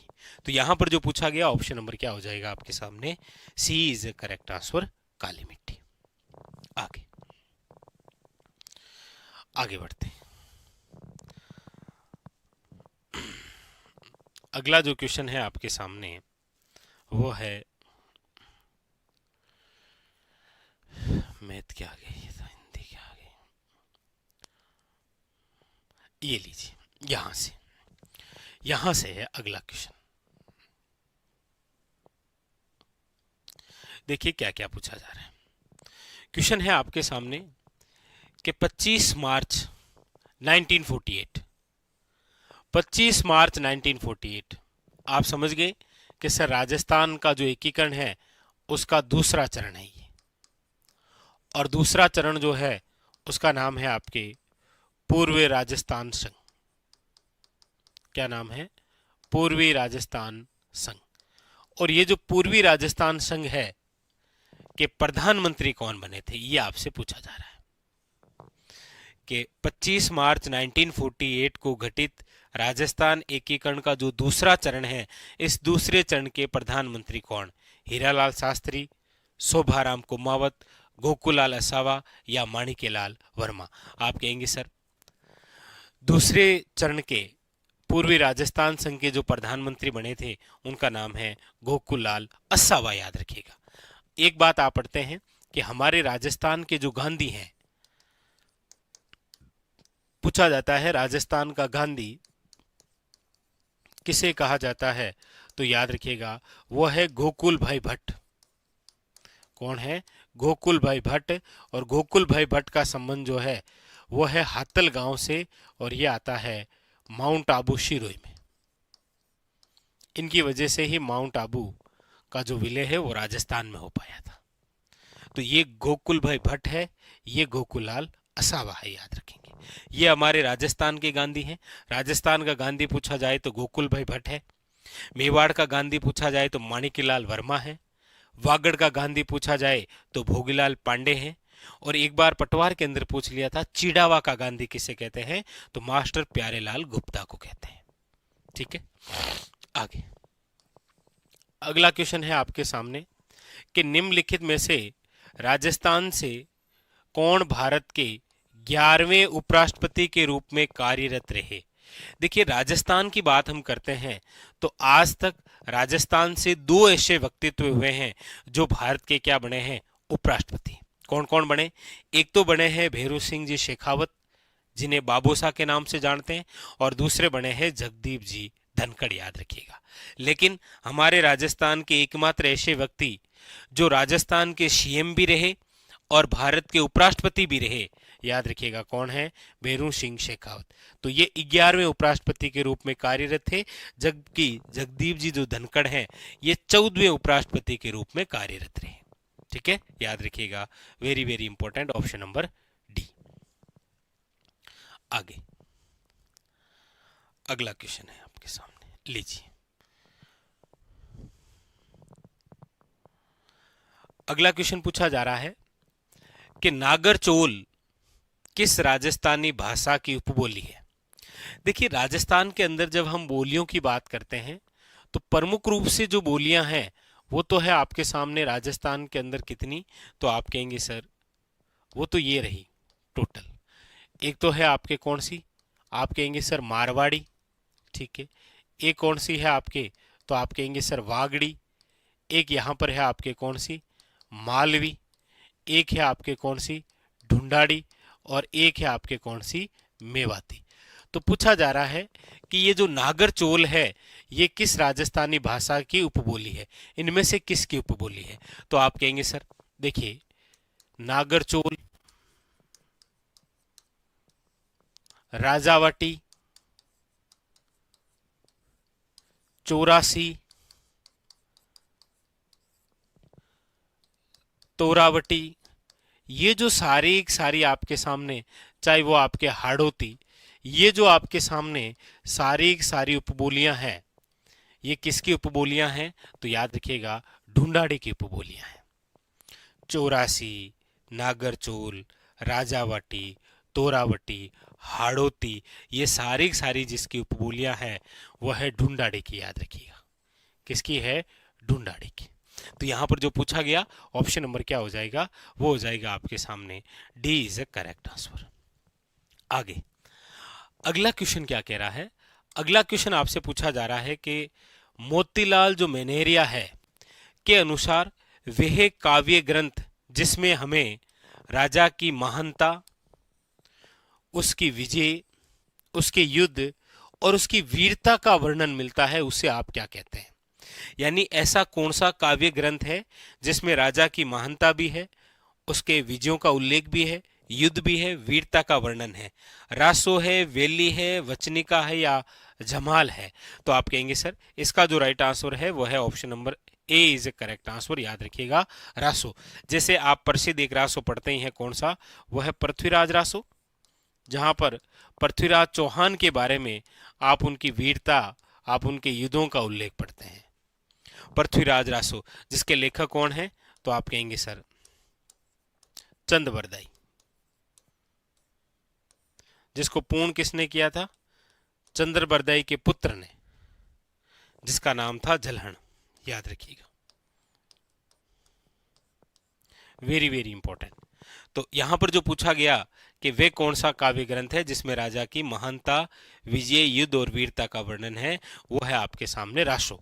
जैसे एक नाम और भी सुनते हैं आप, ये भी बहुत प्रसिद्ध रहा है, बिसल देव रासो। और ये जो बिसल देव रासो है, याद रखिएगा इस बिसल देव रासो के लेखक कौन है, तो याद रखिएगा नरपति नाले। कौन है, नरपति नाले। एग्जामिनर के अंदर बार बार आया था बिसल देव रासो, 22-23 के एग्जाम के हर एक शिफ्ट में क्वेश्चन था कि बिसल देव रासो किस प्रकार का काव्य है, तो याद रखिएगा प्रेम काव्य। ये किस प्रकार का रस पर आधारित है, तो याद रखिएगा श्रृंगार रस पर आधारित है। अच्छा, बिसल देव रासो के अंदर नायक के रूप में किसे दर्शाया गया है, तो याद रखिएगा विग्रह रहा चतुर्थ, इसे ही कहा गया है बिसल देव। और नायिका के रूप में किसे दर्शाया गया है, तो याद रखिएगा वेरी इंपॉर्टेंट राजमती। तो बहुत ही इंपॉर्टेंट रहा है बिसल देव रासो। 22-23 के एग्जामों में लगभग हर एक शिफ्ट का क्वेश्चन था, किस प्रकार का काव्य है, किस रस पर आधारित है, कभी पूछता है लेखक कौन है, कभी कह रहा है कौन से नायक और नायिका का उल्लेख मिलता है। ठीक है, तो यहां पर तो आपके सामने जो पूछा गया ऑप्शन नंबर क्या हो जाएगा, ए इज करेक्ट आंसर, याद रखिएगा रासो। आगे अगला है आपके सामने, लीजिए अगले दो क्वेश्चन आपके सामने फिर आ गए हैं। क्या कह रहे हैं, आइए एक एक क्वेश्चन को जानते हैं। पूछा जा रहा है आपके सामने कि मालवी भाषा जो है को लिखने के लिए किस लिपि का प्रयोग किया जाता है। मालवी भाषा को लिखने के लिए कौन सी लिपि है। हालांकि आप समझते ही हैं, पढ़ते भी हैं कि हमारे राजस्थान में मालवी बोली और उससे रिलेटेड क्वेश्चन आता है उपबोलियों से, याद रखिएगा। मालवी बोली की उपबोलियां कौन कौन सी है, यहां से क्वेश्चन आता है, जिसमें आप नाम सुनते हैं रागड़ी, नाम सुनते हैं निम्बाड़ी, नाम सुनते हैं पाटवी, नाम सुनते हैं रतलामी, नाम सुनते हैं उम्मटवाटी। निम्न में से दी गई बोलियां निम्न में से किसकी उपबोलियां हैं, याद रखिएगा मालवी की। लेकिन यहां पूछा जा रहा है मालवी भाषा को लिखने के लिए किस लिपि का प्रयोग किया जाता है, याद रखिएगा ऑप्शन नंबर बी, देवनागरी लिपि का। अगला क्वेश्चन है आपके सामने, लीजिए। अगला पूछा जा रहा है आपसे कि श्रावण माह में तीज के अवसर पर राजस्थानी पुरुष किस प्रकार की पगड़ी पहनते हैं। पगड़ी की बात हो रही है यहां पर, तो आप पढ़ते हैं कि प्रतिष्ठा का सूचक जिस वेशभूषा को कहा जाता है वो है पगड़ी, याद रखिएगा। पगड़ी जिसे आप अलग अलग भाषा के अंदर कह सकते हैं, जैसे पगड़ी को आप पाग भी कहते हैं, इसे आप पोत्या भी कहते हैं, इसे आप साफा भी कहते हैं, इसे आप फेंटा के नाम से भी जानते हैं, अलग अलग क्षेत्र में अलग अलग नाम से जानते हैं। क्वेश्चन आता है कि पगड़ी के सजाने के आभूषण कौन कौन से हैं, ये भी क्वेश्चन आ रखा है। तो याद रखिएगा पगड़ी के जो आभूषण हैं उसमें देखिए सिरपेच है, मोड़ है, तूरा है, कलंगी है, ये सारे सारे जो हैं ये आपके क्या हैं, तो याद रखिएगा पगड़ी सजाने के आभूषण हैं। पूछा जा रहा है कि निम्न में से श्रावण माह में तीज के अवसर पर राजस्थानी पुरुष किस प्रकार की पगड़ी पहनते हैं, तो लहरिया, याद रखिएगा। मोटड़ा जो है ये विवाह के अवसर पर पहना जाने वाला सापा है, याद रखिएगा, ये पहना जाता है विवाह के अवसर पर। और याद रखिएगा पूछा जाए दशहरे के अवसर पर निम्न में से किस प्रकार की पगड़ी पहनी जाती है, तो याद रखिएगा मदिल। ऐसे भी क्वेश्चन बन सकता है कि दशहरे के अवसर पर निम्न में से किस प्रकार की पगड़ी पहनी जाती है, याद रखिएगा। ठीक है, आगे अगला क्वेश्चन है आपके सामने, लीजिए। क्या पूछा जा रहा है, पूछा जा रहा है कि नीचे सूचीबद्ध नामों में से कौन सा आभूषण राजस्थानी महिलाओं द्वारा गले में पहना जाता है। गले में पहना जाने वाला आभूषण जो है वो कौन सा है, तिमणियां है, कर्णफूल है, नोगरी है या राखड़ी है, बताइए कौन सा आभूषण है जो महिलाओं द्वारा गले में पहना जाता है। कई बार गला आ जाता है, कई बार गर्दन आ जाता है।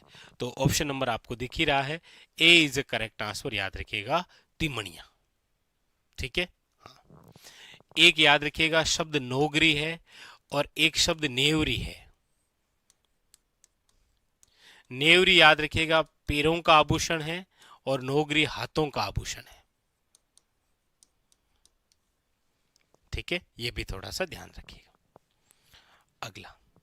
अगला क्वेश्चन है आपके सामने, पूछा जा रहा है कि निम्नलिखित में से किस संगीतकार समुदाय के बीच पश्चिमी राजस्थान में मोरचंग जूझ हॉर्प विशेष रूप से लोकप्रिय है। एक वाद्य यंत्र का नाम दे रखा है और वो वाद्य यंत्र है मोरचंग। मोरचंग जिसे आप कहते हैं जूझ हॉर्प, पूछा यह भी जाता है। मोरचंग या जिसे आप कहते हैं जूझ हॉर्प, ये दोनों होठों के बीच मुंह में लेकर बजाते हैं।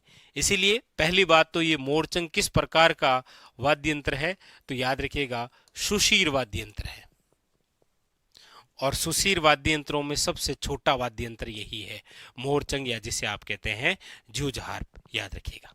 पूछा जा रहा है कौन सी समुदाय के बीच विशेष लोकप्रिय है, भोपा है, शहरिया है, नट है या लंगा है, तो यहां पर ऑप्शन नंबर हो जाएगा, याद रखिएगा सी इज ए करेक्ट आंसर, लंगा। भोपों से रिलेटेड भी क्वेश्चन आता है, पूछा जाता है आपको कि फड़ का वाचन निम्न में से करते हैं, तो याद रखिएगा फड़ का वाचन भोपे ही करते हैं। फड़ का वाचन कौन करते हैं, भोपे करते हैं। ठीक है, लीजिए आगे अगले क्वेश्चन की बात करते हैं। अगला क्वेश्चन है आपके सामने, वीर तेजाजी का मुख्य मंदिर राजस्थान में निम्नलिखित में से किस स्थान पर स्थित है? वीर तेजाजी, बताइए। देखिए, वीर जो तेजाजी महाराज हैं और वीर तेजाजी जो हैं, इससे संबंधित जो जो महत्वपूर्ण स्थल हैं उनके बारे में चर्चा कर देता हूं। देखिए, सबसे पहले तो वीर तेजाजी की जो जन्मस्थली है वो कौन सी है? तो आप कहेंगे सर, वीर तेजाजी की जो जन्मस्थली है वो है, आपके याद रखिएगा, खरनाल गांव। और आप सब जानते हैं कि खरनाल कहां पर है, याद रखिएगा, नागौर में। दूसरा बिंदु है इनसे रिलेटेड, वो है कि वीर तेजाजी की जो कर्मस्थली है वो कहां पर है? तो याद रखिएगा, वो है आपके बांसी दुगारी। और बांसी दुगारी जो है ये कहां पर है? तो याद रखिएगा, बूंदी में। बांसी दुगारी जो है वो कहां पर है? बूंदी में। उसके बाद में फिर वीर तेजाजी जो हैं, इनका जो ससुराल है वो कहां पर है? तो याद रखिएगा, पन्नेर। पन्नेर जो है वो कहां पर है आपके? तो आप कहेंगे सर, अजमेर। ये लो, ससुराल है पन्नेर, पन्नेर है आपके कहां पर? अजमेर में। अगली बात, ये जो वीर तेजाजी हैं, इनको वासक नामक जो नाग था, उन्होंने कहां पर डसा था? तो वैसे तो शरीर के जिस अंग पर डसा था वो थी जीवा, जीभ पर, लेकिन वो स्थान कौन सा था? तो याद रखिएगा, वो था आपके सेंद्रिया। स्थान कौन सा था? सेंद्रिया। लेकिन पूछा जाए कि तेजाजी की मृत्यु जो स्थली है वो कौन सी है? तो याद रखिएगा, वो है सुरसुरा। कौन सी है? सुरसुरा, अजमेर। और उसके बाद में वीर तेजाजी का जो पशु मेला है वो निम्न में से कहां पर भरता है? तो याद रखिएगा, वो भरता है परबसर। तो वीर तेजाजी से संबंधित ये 6 स्थल तो बड़े महत्वपूर्ण हैं, कई बार एग्जाम के अंदर आए हैं। और आप सब जानते ही हैं, मारवाड़ क्षेत्र के सबसे लोकप्रिय देवता है, मारवाड़ क्षेत्र के लोकप्रिय देवता वीर तेजाजी, जिनकी घोड़ी का नाम आप सब जानते हैं। कमेंट करके बता दीजिएगा आप ही, ठीक है? मैं तो क्या ही बताऊं, आप बताना। और वीर तेजाजी जो हैं, याद रखिएगा, ये किन के अवतार हैं? ये बहुत अच्छा क्वेश्चन है, याद रखिएगा, भगवान शिव के अवतार हैं ये वीर तेजाजी। वीर तेजाजी ने, याद रखिएगा, किन के गायों की रक्षा की थी? तो लाछा गुजरी के गायों की रक्षा की थी।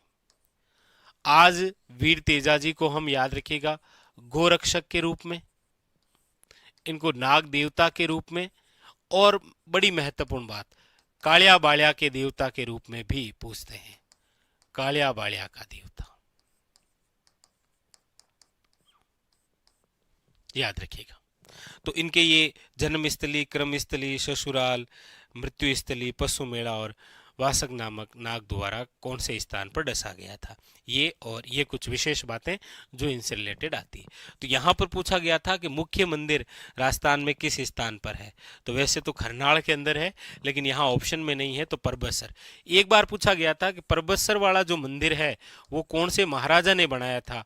तो याद रखिएगा, मारवाड़ के महाराजा अभय सिंह ने तेजाजी का जो मंदिर है ना परबतसर में, वो बनाया था, याद रखना आप, ठीक है?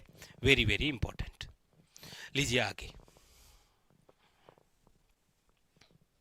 अगला क्वेश्चन।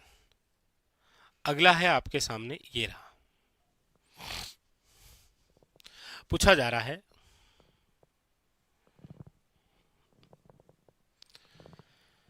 लीजिए, कि राजस्थान के निम्नलिखित में से किस क्षेत्र में रणकपुर जमई बांध महोत्सव 2025 मनाया गया? अब मेरे हिसाब से ये बताने की आवश्यकता नहीं है। देखिए, जैसे पूछा गया था कि आभानेरी उत्सव जो है वो कौन से जिले में मनाया गया? तो आभानेरी आप सब जानते हैं कहां पर है? दौसा में। जैसे एग्जाम ने पूछा था एग्जामिनर द्वारा कि मत्स्य उत्सव निम्न में से कौन से जिले में था? तो अलवर के अंदर। यहां पर पूछ रहा है रणकपुर जमई बांध, आप सब जानते हैं कहां पर है ये? तो आप कहेंगे ऑप्शन नंबर डी, पाली के अंदर है ये, ठीक है? अगली बात, अब देखिए अगली बात है आपके सामने कि राजस्थान में जलोढ़ मिट्टी के बारे में निम्नलिखित में से कौन सा कथन जो है वो सही है। जलोढ़ मिट्टी के बारे में कौन सा कथन जो है वो सही दे रखा है। यहां पर ध्यान दीजिए, सही है ना, वो ही पूछा है। ये कम उपजाऊ है, आप कहेंगे नहीं सर, जलोढ़ मिट्टी तो राजस्थान में सर्वाधिक उपजाऊ मिट्टी है, लेकिन ये कह रहा है कम है, तो ये तो गलत दे रखा है। ये मिट्टी गेहूं, कपास, सरसों और तंबाकू के लिए उपयुक्त नहीं है। क्यों नहीं है? पूर्वी मैदान में है और उपयुक्त है, ये गलत दे रखा है। ये कैल्शियम, फास्फोरस, पोटास, लोहे तत्वों से भरपूर है, इसमें नाइट्रोजन की कमी होती है। आप कहेंगे बिल्कुल सर, बात सही है, N2 की तो कमी ही है, चाहे जलोढ़ हो और चाहे आपके कौन सी हो, काली हो। इसे रेगूर मिट्टी के नाम से जानते हैं, रेगूर मिट्टी के नाम से काली मिट्टी को जानते हैं। जलोढ़ मिट्टी को आप कछारी मिट्टी कहते हैं, इसे आप दोमट मिट्टी कहते हैं, इसे डेल्टाई मिट्टी कहते हैं, इसे आप बाढ़ वाली मिट्टी कह सकते हैं। तो ये भी क्या है, गलत। तो सही पूछा गया था, सही केवल एक ही है, ऑप्शन नंबर सी। ठीक है, अगला, अगला है आपके सामने कि राजस्थान की जलवायु को निम्नलिखित में से कौन सा कारक प्रभावित नहीं करता है। यानी राजस्थान की जो जलवायु है उसको प्रभावित करने वाला कारक नहीं है। देखिए, समुद्र से दूरी और समुद्री तल से ऊंचाई, ये दोनों ही प्रभावित करते हैं। अक्षांशीय स्थिति याद रखिएगा, राजस्थान की जलवायु को प्रभावित करता है, देशांतरी स्थिति प्रभावित नहीं करता है। पवन की दिशा बिल्कुल राजस्थान की जलवायु को प्रभावित करता है, लेकिन राज्य में बोली जाने वाली बोलियां जलवायु को प्रभावित नहीं करती है। ऑप्शन नंबर यहां पर क्या है, याद रखिएगा, डी इज करेक्ट।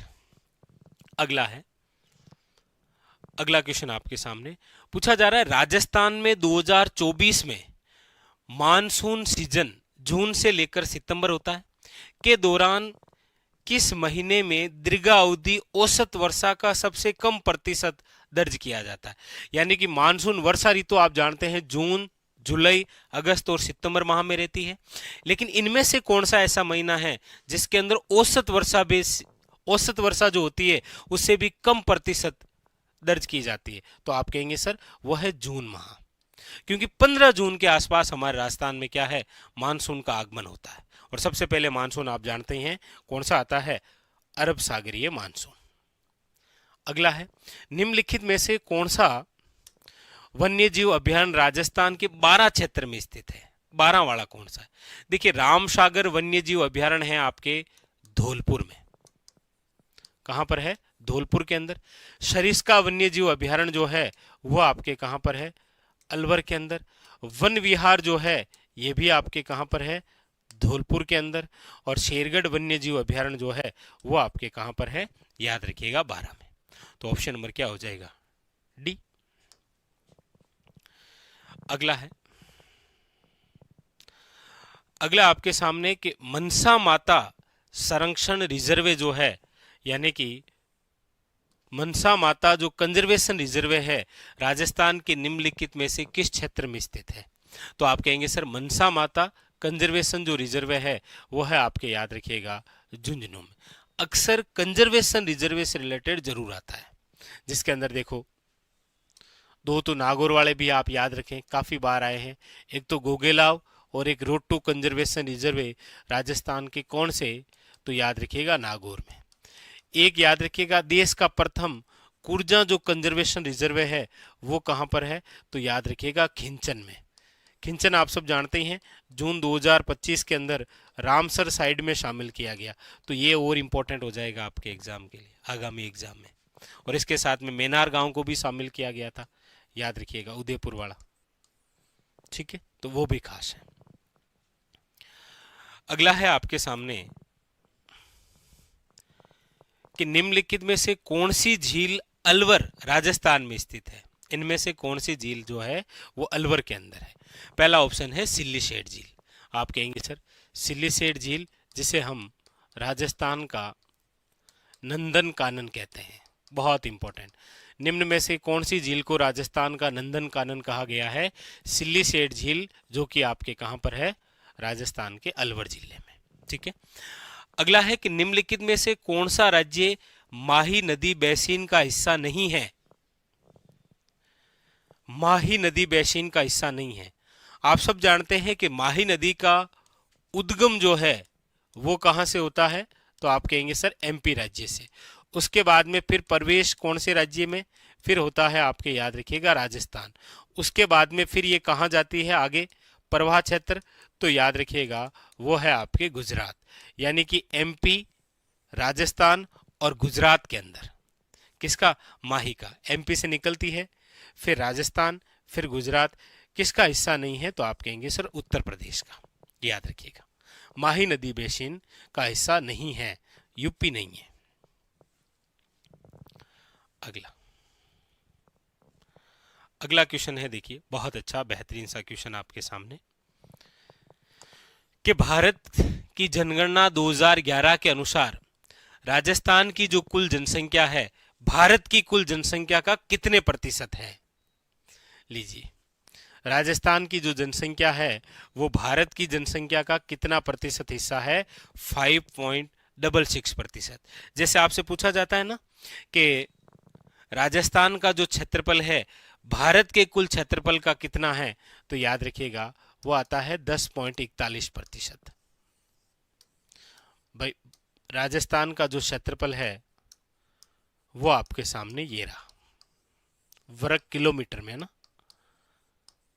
तो हमेशा ही पूछा जा रहा है और इस बार ऐसे पूछ लिया कि राजस्थान की जो जनसंख्या है वो भारत के कुल जनसंख्या का कितना प्रतिशत है?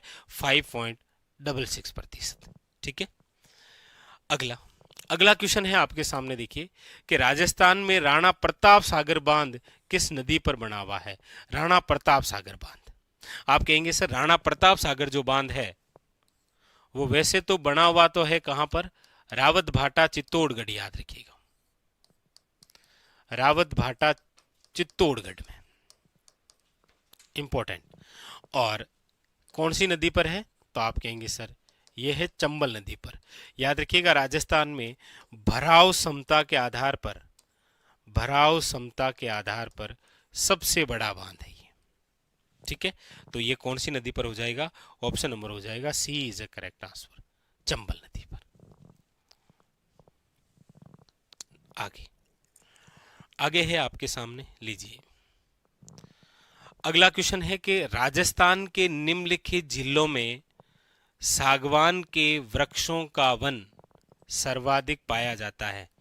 सागवान आप सब जानते हैं हमारे राजस्थान के अंदर पाई जाने वाली इमारती लकड़ी है ये सागवान। और सागवान के वन जो हैं वो राजस्थान के अंदर आपको मिलेंगे, खासकर दक्षिण और दक्षिण पूर्वी के अंदर भी। ठीक है, यहां पर जो ऑप्शन दे रखा है उसमें हो जाएगा ए इज ए करेक्ट आंसर। एक तो सागवान और एक आपको पूछा जाता है राजस्थान में सदाबहार वन कहां पर देखने को मिलते हैं? तो याद रखिएगा माउंट आबू क्षेत्र में, माउंट आबू में। ठीक है, तो यहां की क्या पूछा जा रहा है? पूछा जा रहा है आपसे कि 2011 की जनगणना के अनुसार राजस्थान में 10 लाख से कम जनसंख्या वाले जिले थे। यानी कि बात हो रही है 2011, और 2011 के अनुसार राजस्थान जनसंख्या, और राजस्थान की जनसंख्या में बिंदु भी है जनसंख्या। तो राजस्थान की जनसंख्या से रिलेटेड क्वेश्चन पूछा गया कि ऐसे कितने जिले हैं जहां पर जनसंख्या जो है वो 10 लाख से कम है। देखिए सबसे पहले तो आपको पूछा जा सकता है कि राजस्थान का एकमात्र ऐसा जिला जिसकी जनसंख्या 50 लाख से बाहर है, वो एकमात्र है कौन सा? याद रखिएगा जयपुर। जयपुर की जनसंख्या है 66.26 लाख। तो आपको पूछने में ऐसे भी पूछ सकता है कि राजस्थान का एकमात्र ऐसा जिला जिसकी जनसंख्या 50 लाख से अधिक है, वो केवल एक ही है, कौन सा? जयपुर। अच्छा, पूछने का तरीका भी दूसरा होता है। पूछने का तरीका कई बार ऐसे भी हो सकता है कि राजस्थान में निम्न में से वह जिला जिसकी जनसंख्या जो है वो 5 मिलियन से अधिक है, 5 मिलियन से अधिक। तो 5 मिलियन का मतलब हो गया है 50 लाख। तो 50 लाख से अधिक केवल एक ही है, कौन सा? जयपुर। यहां पर भी आपके सामने पूछा गया है कि 10 लाख से कम जनसंख्या वाले जिले कौन से हैं। तो आप सब जानते हैं कि राजस्थान में सबसे कम जनसंख्या वाला जो जिला है वह है आपके जैसलमेर।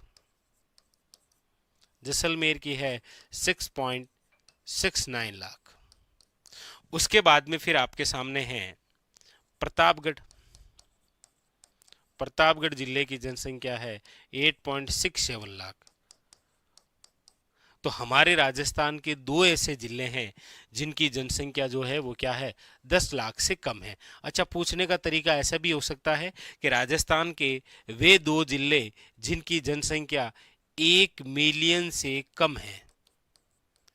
तो 1 मिलियन से कम वाले दो हैं, कौन कौन से? जैसलमेर और प्रतापगढ़। यानी कि ऑप्शन नंबर जो है वो क्या हो जाएगा यहाँ पर? याद रखिएगा, D is the correct answer. तो पूछने का तरीका ये भी हो सकता है और ऐसे हो सकता है। ठीक है, आइए आगे चलते हैं। अगला क्वेश्चन, अगला क्वेश्चन है आपके सामने, निम्नलिखित में से कौन राजस्थान के सबसे लंबे समय तक सेवा देने वाले मुख्यमंत्री रहे? यानी कि राजस्थान में सबसे लंबे समय तक सीएम कौन रहे? सीएम से रिलेटेड देखिए क्वेश्चन है काफी सारे। देखिए, एक तो क्वेश्चन बनता है कि राजस्थान में फर्स्ट सीएम, तो आप कहेंगे सर राजस्थान के जो प्रथम सीएम बने वो थे आपके कौन? हीरालाल शास्त्री। लेकिन ये जो प्रथम सीएम बने थे हीरालाल शास्त्री, याद रखिएगा ये मनोनीत से, मन से चुने गए थे। इसीलिए आपको पूछता है कि राजस्थान के फर्स्ट सीएम बट कौन से? निर्वाचित कौन? तो याद रखिएगा वो है आपके टिक्काराम पालीवाल। टिक्काराम पालीवाल। ये दो क्वेश्चन हो गए। अब यहां से एक क्वेश्चन बनता है कि राजस्थान के एकमात्र ऐसे सीएम जो मनोनीत भी रहे और निर्वाचित सीएम भी बने। तो मनोनीत प्लस निर्वाचित दोनों तरीके से सीएम बनने वाले एकमात्र जो व्यक्ति हैं उनका नाम है डॉक्टर जे नारायण व्यास। ये याद रखें आप, वो कौन है? डॉक्टर जे नारायण व्यास। अगली बात, सर्वाधिक लंबे समय तक, तो आप कहेंगे सर सर्वाधिक लंबे समय तक, सर्वाधिक लंबे समय तक सीएम यानी कि लगभग 17 वर्षों तक सीएम रहे और वह व्यक्ति कौन है? तो आप कहेंगे सर मोहनलाल सुखाड़िया। कौन है? मोहनलाल सुखाड़िया। इसीलिए याद रखिएगा मोहनलाल जो सुखाड़िया है इनको कहा जाता है राजस्थान का आधुनिक निर्माता। क्या कहा जाता है? राजस्थान का आधुनिक निर्माता। चलिए आप कमेंट करके एक प्रश्न बताइए, ये तो राजस्थान के आधुनिक निर्माता है, कौन? मोहनलाल सुखाड़िया। आपको कमेंट करके बताना है राजस्थान के निर्माता कौन है? राजस्थान के निर्माता। तो यहां पर आपसे पूछा गया था कि सर्वाधिक लंबे समय तक सेवा देने वाले सीएम कौन थे? याद रखिएगा मोहनलाल सुखाड़िया। आप पूछेंगे सर सबसे कम समय तक सेवा देने वाले कौन थे? तो याद रखिएगा सबसे कम समय तक यानी कि मात्र और मात्र 16 दिन, वो थे आपके हीरालाल देवपुरा। राजस्थान में सबसे कम सीएम रहने वाले व्यक्ति, कम समय तक सीएम रहने वाले व्यक्ति कौन? हीरालाल देवपुरा। सर्वाधिक समय तक सीएम रहने वाले कौन? मोहनलाल सुखाड़िया। प्रथम सीएम कौन? हीरालाल शास्त्री। प्रथम मनोनीत सीएम कौन? हीरालाल शास्त्री। प्रथम निर्वाचित सीएम कौन? टिक्काराम पालीवाल। और याद रखिएगा यही टिक्काराम पालीवाल हमारे राजस्थान के फर्स्ट डिप्टी सीएम, उप मुख्यमंत्री भी यही बने थे। कौन? टिक्काराम पालीवाल, याद रखिएगा। और हमारे राजस्थान के एकमात्र ऐसे सीएम जो भारत के उपराष्ट्रपति भी बने, भैरू सिंह शेखावत, जिनको बाबू शाह के नाम से जानते हैं, याद रखेंगे। ठीक है, तो यहां पर जो पूछा गया ऑप्शन नंबर क्या हो जाएगा? D is the correct answer. सारी बातें क्लियर? आइए आगे बढ़ते हैं। अगला क्वेश्चन, अगले क्वेश्चन के बारे में देखिए। अगला क्वेश्चन है आपके सामने, ये रहा। क्या पूछा जा रहा है देखिएगा। पूछा जा रहा है आपसे कि राजस्थान में कर्क रेखा राज्य के दक्षिणी सिरे से निम्नलिखित में से किस जगह के निकट से गुजरती है। यानी कि बात हो रही है कौन सी, कर्क रेखा को लेकर। देखिए कर्क रेखा का दूसरा नाम क्या है, तो आप कहेंगे सर 23 डिग्री 30 मिनट उत्तरी अक्षांश। और ये जो अक्षांश है 23 डिग्री 30 मिनट उत्तरी अक्षांश, ये हमारे राजस्थान के जिस भाग से गुजरता है वो भाग ये रहा। यानी कि यहां से, ये यहां से गुजरती है कौन सी, कर्क रेखा। कर्क रेखा याद रखिएगा, पूछा जाए राजस्थान में कौन से भाग से, तो याद रखिएगा दक्षिणी राजस्थान से गुजरती है। अच्छा कितने जिलों से गुजरती है, तो याद रखिएगा 2 जिले हैं। 2 जिले कौन कौन से हैं, तो याद रखिएगा एक तो बांसवाड़ा है और एक आपके कौन सा है, डूंगरपुर है। एक बांसवाड़ा है और एक कौन सा है, डूंगरपुर है, याद रखिएगा। वेरी वेरी इंपॉर्टेंट क्वेश्चन है। कर्क रेखा को 2 बार, कर्क रेखा को 2 बार पार करने वाली नदी, पार करने वाली नदी कौन सी है, तो याद रखिएगा माही। कौन सी नदी है, तो याद रखिएगा माही नदी। ठीक है, चलिए तो यहां पर जो पूछा गया था कौन सा ऑप्शन हो जाएगा, ऑप्शन नंबर हो जाएगा D is correct answer, Banswara. ठीक है, और बांसवाड़ा के भी याद रखिएगा, बांसवाड़ा के मध्य भाग से पूछा जाए निम्न में से वह अक्षांश जो बांसवाड़ा का विभाजन करता है, याद रखिएगा इंपॉर्टेंट, कर्क रेखा। और डूंगरपुर के तो दक्षिणी भाग से गुजरती है, चिखली गांव है वहां से। ठीक है, ऑप्शन नंबर डी। अगला, अगला है आपके सामने, लीजिए। पूछा जा रहा है वर्ष 1911 में राजस्थान में गोगा जी के मंदिर का पुनर्निर्माण। देखिए गोगा जी का मंदिर हो, चाहे आपके रामदेव जी का मंदिर हो, हाँ, और चाहे आपके करणी माता का मंदिर हो, ये जो जितने भी मंदिर हैं इनका जो पुनर्निर्माण है वो कराने वाले एक ही शासक है, वो है आपके महाराजा गंगा सिंह। ठीक है, याद रखिएगा। यहां पर बात हो रही है किसको लेकर, गोगा जी के मंदिर। सबसे पहले तो देखिए गोगा जी के जो मंदिर हैं, गोगा जी के मंदिर कहलाते हैं मेड़ी। क्या कहलाते हैं, मेड़ी। इसीलिए आपको पढ़ने में मिलता है कि एक तो आप बताइए शीर्ष मेड़ी कहां पर है, मतलब जहां पर गोगा जी का शीश गिरा था। एक आप बताइए गोगा जी की धुर मेड़ी कहां पर है, क्योंकि जहां पर गोगा जी की धड़ गिरी थी। और एक पूछा जाता है गोगा जी की लघु मेड़ी कहां पर है, जहां पर ये अर्जुन और सर्जन का पीछा करते हुए कुछ दिनों के लिए ठहरे थे। तो शीर्ष मेड़ी तो है, याद रखिएगा दद्रेवा, दद्रेवा चूरू।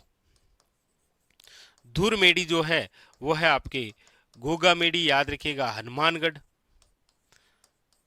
गोगा मेड़ी हनुमानगढ़। और ये जो लघु मेड़ी है ये है आपके खिलोरियों की ढाणी, खिलोरियों की ढाणी सांचोर जालोर, याद रखिएगा। ठीक है, वेरी वेरी इंपॉर्टेंट, याद रखिएगा। गोगा जी किनके समकालीन थे, तो याद रखिएगा गजनवी के। गजनवी ने ही गोगा जी को जहर पीर की संज्ञा दी थी। पूछा गया कि ये जो मंदिर है ये इसका पुनर्निर्माण किसने करवाया था, महाराजा गंगा सिंह ने, याद रखिएगा। बाकी इस मंदिर का जो निर्माण है वो तो करवाया था फिरोज शाह तुगलक ने, याद रखिएगा, फिरोज शाह तुगलक। इसीलिए तो यहां पर एक नाम अंकित है, कौन सा, बिस्मिल्लाह। कौन सा नाम अंकित है, बिस्मिल्लाह नाम अंकित है, याद रखिएगा। अल्लाह नाम तो आपके चित्तौड़गढ़ के अंदर जो बना हुआ है ना विजय स्तंभ, वहां पर अंकित है, तो यहां पर बिस्मिल्लाह अंकित है। तो यहां पर जो पूछा गया ऑप्शन नंबर क्या हो जाएगा, ए। अगला, अगला है आपके सामने, लीजिए। पूछा जा रहा है कि वाद्य यंत्र है खड़ताल। खड़ताल सामान्यतः निम्नलिखित में से किस सामग्री से बना हुआ है। देखिए खड़ताल नामक जो वाद्य यंत्र है, सबसे पहले तो ये किस प्रकार का वाद्य यंत्र है, कमेंट करिएगा, किस प्रकार का वाद्य यंत्र है भाई। दूसरा, इसके जादूगर कौन है, तो याद रखिएगा नाम मिलता है सदिक खां मांगणियार, सदिक खां मांगणियार। और ये कैसे बनता है? तो आप कहेंगे सर चौकोर लकड़ी होती है, पता ही है आपको। तो यहां पर ऑप्शन नंबर क्या हो जाएगा? Option number C is correct answer. ठीक है, लीजिए आगे अगला क्वेश्चन। अगला क्वेश्चन है आपके सामने, लीजिए ये रहा। पूछा गया आपके सामने कि राजस्थान के निम्नलिखित स्थानों में से कहां जल शक्ति मंत्रालय द्वारा वाटर विजन 2047 विषयक दूसरा अखिल भारतीय राज्य मंत्री सम्मेलन आयोजित किया गया था? ये कहां पर आयोजित किया गया था? तो याद रखिएगा उदयपुर, जिसे आप कहते हैं राजस्थान के अंदर व्हाइट सिटी, सफेद शहर, याद रखिएगा, जिसे आप कहते हैं जिलों की नगरी। और ये हमारे राजस्थान का वह शहर है जिसे रामसर शहर का दर्जा दिया गया। कौन सा? याद रखिएगा उदयपुर। ठीक है, ऑप्शन नंबर सी। आगे अगला क्वेश्चन देखिए क्या है। हाँ लीजिए, अगला क्वेश्चन आ गया है आपके सामने, ये रहा। पूछा जा रहा है निम्नलिखित में से किस स्थान पर स्वामी केशवानंद का जन्म राजस्थान में हुआ है?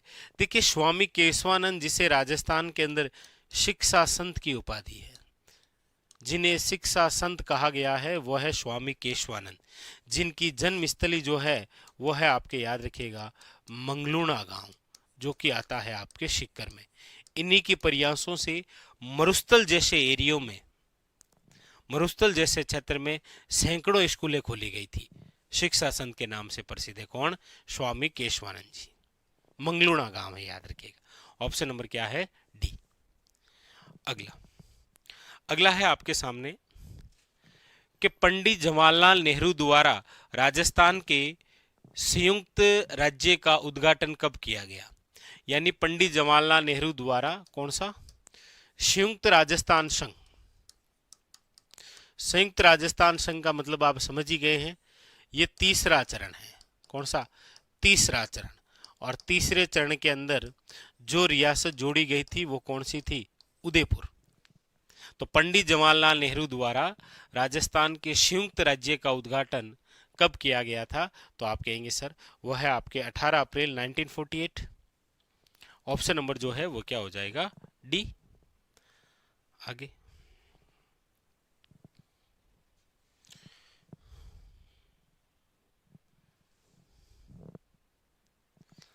हाँ लीजिए, ये बड़ा अच्छा और शानदार सा क्वेश्चन है। क्वेश्चन पूछा गया आपके सामने कि शिरोई में दिलवाड़ा जो जैन मंदिर है वो किस पत्थर से तराशे गए हैं? देखिए, काफी सारे क्वेश्चन बनते हैं, यहां से आप ध्यान दें। पहला क्वेश्चन तो बनता है कि ये जो दिलवाड़ा जैन मंदिर है ये निम्न में से कहां पर है? तो आप कहेंगे सर ये है आपके माउंट आबू में, ये लो। ठीक है, दिलवाड़ा जैन मंदिरों का निर्माण कब हुआ है? दूसरा क्वेश्चन, तो 11 से 13वीं शताब्दी, ये लो दूसरा क्वेश्चन। तीसरा हो गया दिलवाड़ा जैन मंदिर कितने मंदिरों का समूह है? तो याद रखिएगा 5 मंदिरों का, ये क्वेश्चन पूछा गया। दिलवाड़ा जैन मंदिर कितने मंदिरों का समूह है? 5 मंदिरों का। 5 मंदिर कौन कौन से हैं? तो देखिए, विमल शाही जैन मंदिर, ठीक है, लूणव शाही जैन मंदिर, पितलहर जैन मंदिर, पार्श्वनाथ जैन मंदिर और महावीर स्वामी जैन मंदिर। ये 5 जैन मंदिर हैं और इनको किस पत्थरों से तराशा गया है? तो याद रखिएगा सफेद संगमरमर। ऑप्शन नंबर जो है वो क्या है? याद रखिएगा बी इज करेक्ट आंसर। ठीक है, आगे अगला क्वेश्चन। अगला क्या कह रहा है देखिए, लीजिए, बहुत अच्छा क्वेश्चन, गुरु शिखर से रिलेटेड क्या पूछा है देखिए। पूछा गया है कि गुरु शिखर की जो चोटी है उसके संदर्भ में निम्नलिखित में से कौन सा कथन सही नहीं है। बस प्रश्न ध्यान से पढ़े, है या नहीं है, क्या पूछा है। जैसे यहां पूछा है गुरु शिखर की चोटी के संबंध में, तो ये अरावली पर्वतमाला की सबसे ऊंची चोटी है। आप कहेंगे ये कथन सही है कि ये अरावली पर्वतमाला की क्या है, सबसे ऊंची चोटी। ये सतपुड़ा पर्वतमाला की सबसे ऊंची चोटी से भी ऊंची है, बिल्कुल ऊंची है। ये शिरोई क्षेत्र में स्थित है, बिल्कुल है। और समुद्री तल से गुरु शिखर की जो ऊंचाई है वो 1722 मीटर है। आप कहेंगे सर यहाँ पर दे रखा है 2722, जबकि कितनी है, तो आप कहेंगे सर 1722 मीटर या फिर 1727 मीटर जिसे आप पढ़ते हैं। ठीक है, तो यहाँ पर जो कथन है वो कौन सा सही नहीं है, तो डी जो है वो गलत है। यहाँ पर 1727 है, ना कि 2722 है। आगे अगला क्वेश्चन, अगला है आपके सामने, लीजिए। पूछा गया है आपके सामने कि राजस्थान के किस प्रख्यात कवि को 2025 में साहित्य और शिक्षा के क्षेत्र में उनके योगदान के लिए पद्मश्री से सम्मानित किया गया। बताइए, आप सब जानते हैं कि 2025 में पद्मश्री से सम्मानित जो व्यक्ति हैं वो कौन कौन हैं, तो आप कहेंगे सर एक तो है बतूल बेगम, एक है बैजनाथ महाराज, एक है आपके शिन काफ निजाम। बतूल बेगम जयपुर, बैजनाथ महाराज लक्ष्मणगढ़ सीकर, सिनकाफ निजाम जोधपुर। तो कई बार तो क्या है कि क्वेश्चन इस प्रकार से आपके सामने आ जाता है कि निम्न में से वह व्यक्ति जिनको 2025 का जो है वो पद्मश्री नहीं दिया गया था, तो आपके सामने ये क्वेश्चन जो है ये इस प्रकार से भी बन सकता है। ध्यान रखें आप कि निम्न में से कौन से व्यक्ति को नहीं दिया गया था, और यहाँ पर ऑप्शन में बतुल बेगम, बैजनाथ महाराज और शिनकाफ निजाम, और साथ में एक नाम और आ जाएगा, वह है जानकी लाल भांड। क्योंकि आप सब जानते हैं जानकी लाल जो भांड है उनको 2024 का पद्मश्री दिया गया था, और उनका संबंध किस कला से है, तो आप कहेंगे सर उनका संबंध है बहरूपिया कला से, याद रखिएगा। ठीक है, और यहाँ पूछा गया साहित्य और शिक्षा के क्षेत्र के योगदान के लिए, तो वह है सिनकाफ निजाम। ऑप्शन नंबर जो है वो क्या है, ए इज करेक्ट। बतुल बेगम जो है याद रखिएगा मांड गायिका है, मांड गायिका। तो क्वेश्चन पूछने के तरीके ऐसे भी हो सकते हैं। आगे अगला क्वेश्चन देखिए, अगला है आपके सामने,